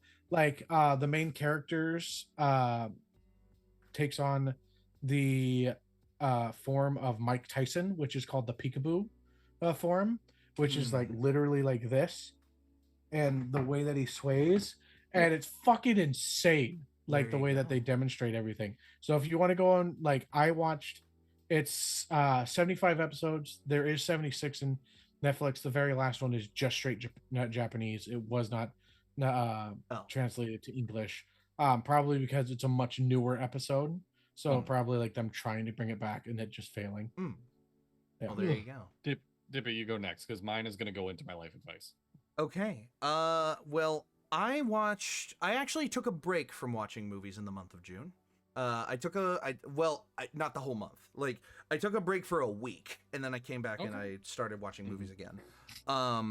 But the of the movies that I watched in June, the one that I would probably recommend the most, is going strictly off of score, is Inside Out 2. But the next one I would recommend would be I watched a trifecta of movies from 1998, the year I was born. Two of them, and I will recommend all three of them for the purpose of it's like a 3-part sentence almost. Saving Private Ryan, Shakespeare in Love, and Run Lola Run. Good movies. So I haven't seen the last one. So Saving Private Ryan. Actually, I haven't seen Shakespeare in Love. Oh, phenomenal. So let me give you the rundown here. The 1999 Oscars for the 1998 movie cycle were very controversial because Saving Private Ryan won almost every award that it was nominated for, except Best Picture. And Shakespeare in Love is the movie that snubbed it from Best Picture. That's weird. So originally I wanted to say, Shakespeare in Love is on Max, yes. But originally I went into it thinking, okay, I'm going to watch both of these like back to back and see if Shakespeare in Love deserved to snub Saving Private Ryan for Best Picture. And it didn't. It honest to God, it did not deserve to win Best Picture over Saving Private Ryan. There were a lot of good things I like about the movie, but I agree. Yeah, I like both. I loved both movies. I liked Shakespeare in Love significantly less than Saving Private Ryan.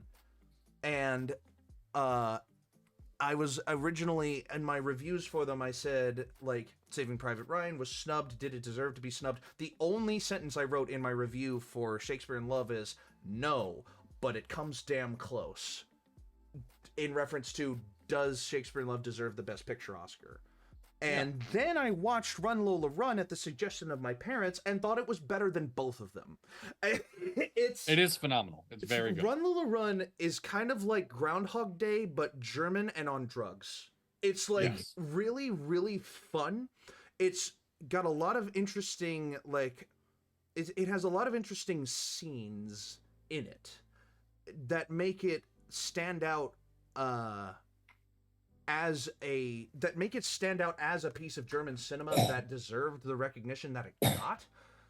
And what is her name? The main actress, Tanka Fermanti? No.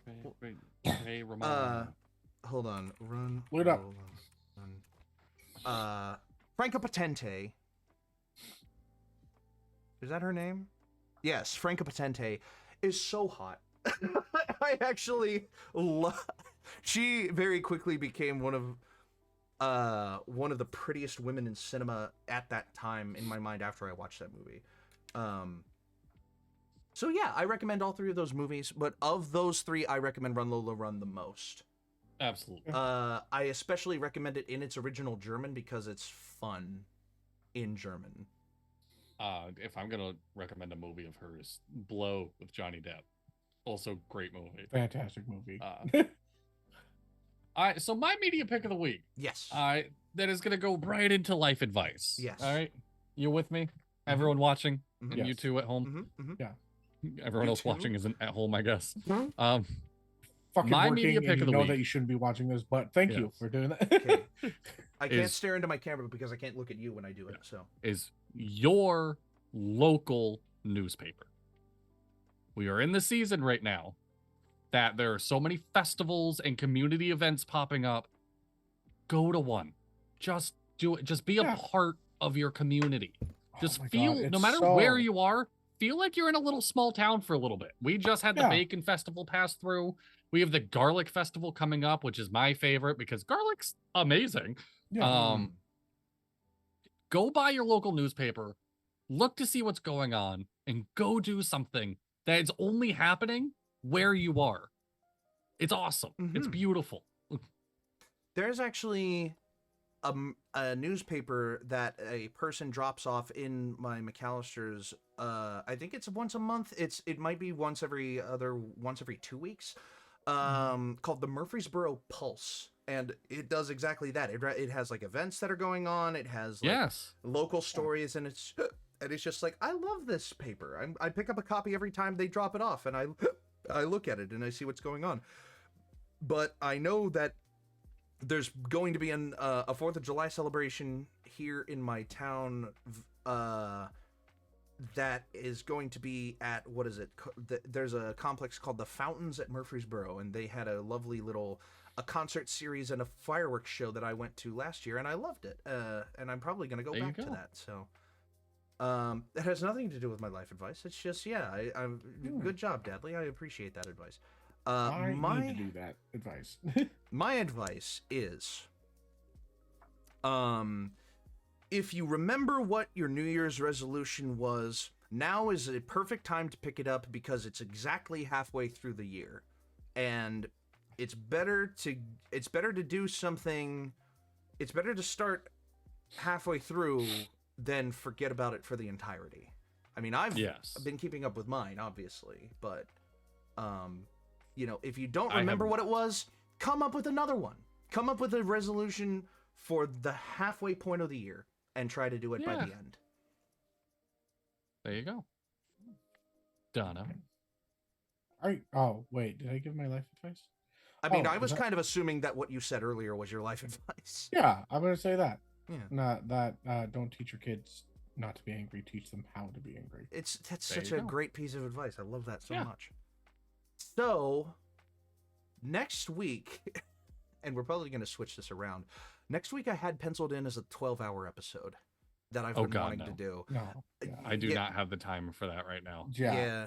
Like, and it was also part of me being like, okay, I would be the one for most of that, but like, fuck, even I don't have that kind of energy right now. We'll push it off. We'll push off the 12-hour episode to another milestone, maybe 125, something like that. I don't know. Maybe. Yeah. So next week will be an episode that I'm not entirely sure what that episode is going to be, and it'll be more fun that way, because we need to be a little more spontaneous about our episodes. But we will talk about it after the stream's over. We're going to compare dick sizes live. Tomorrow, Crossroads. Hey, Crossroads. I'm so excited. This past Friday was Inquisition, so there's not one this Friday. Yeah. That's all we got. We got 3 shows. Yeah. We got 3 shows, and that's it. I got 3 shows, and that's it. Yeah. We got the Dapper D's, Crossroads, and Inquisition. Which one's the 12-year-old boy? Which one's the homeless man? And which one's the hooker? I feel like if Inquisition's the homeless man. Yeah. Yeah. Crossroads is slowly becoming the hooker. So Crossroads is kind of the hooker. We fuck a lot in that show. Which means the Dapper D's is the 12-year-old boy. We like boobs. Out. All right, end the episode right now. Thank you so much for watching. Most of the time I'm Dippy. I like boobs, and I'm Badly.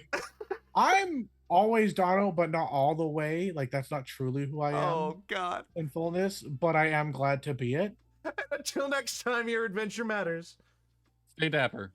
And roll your initiative. Oh, bye-bye. Bye.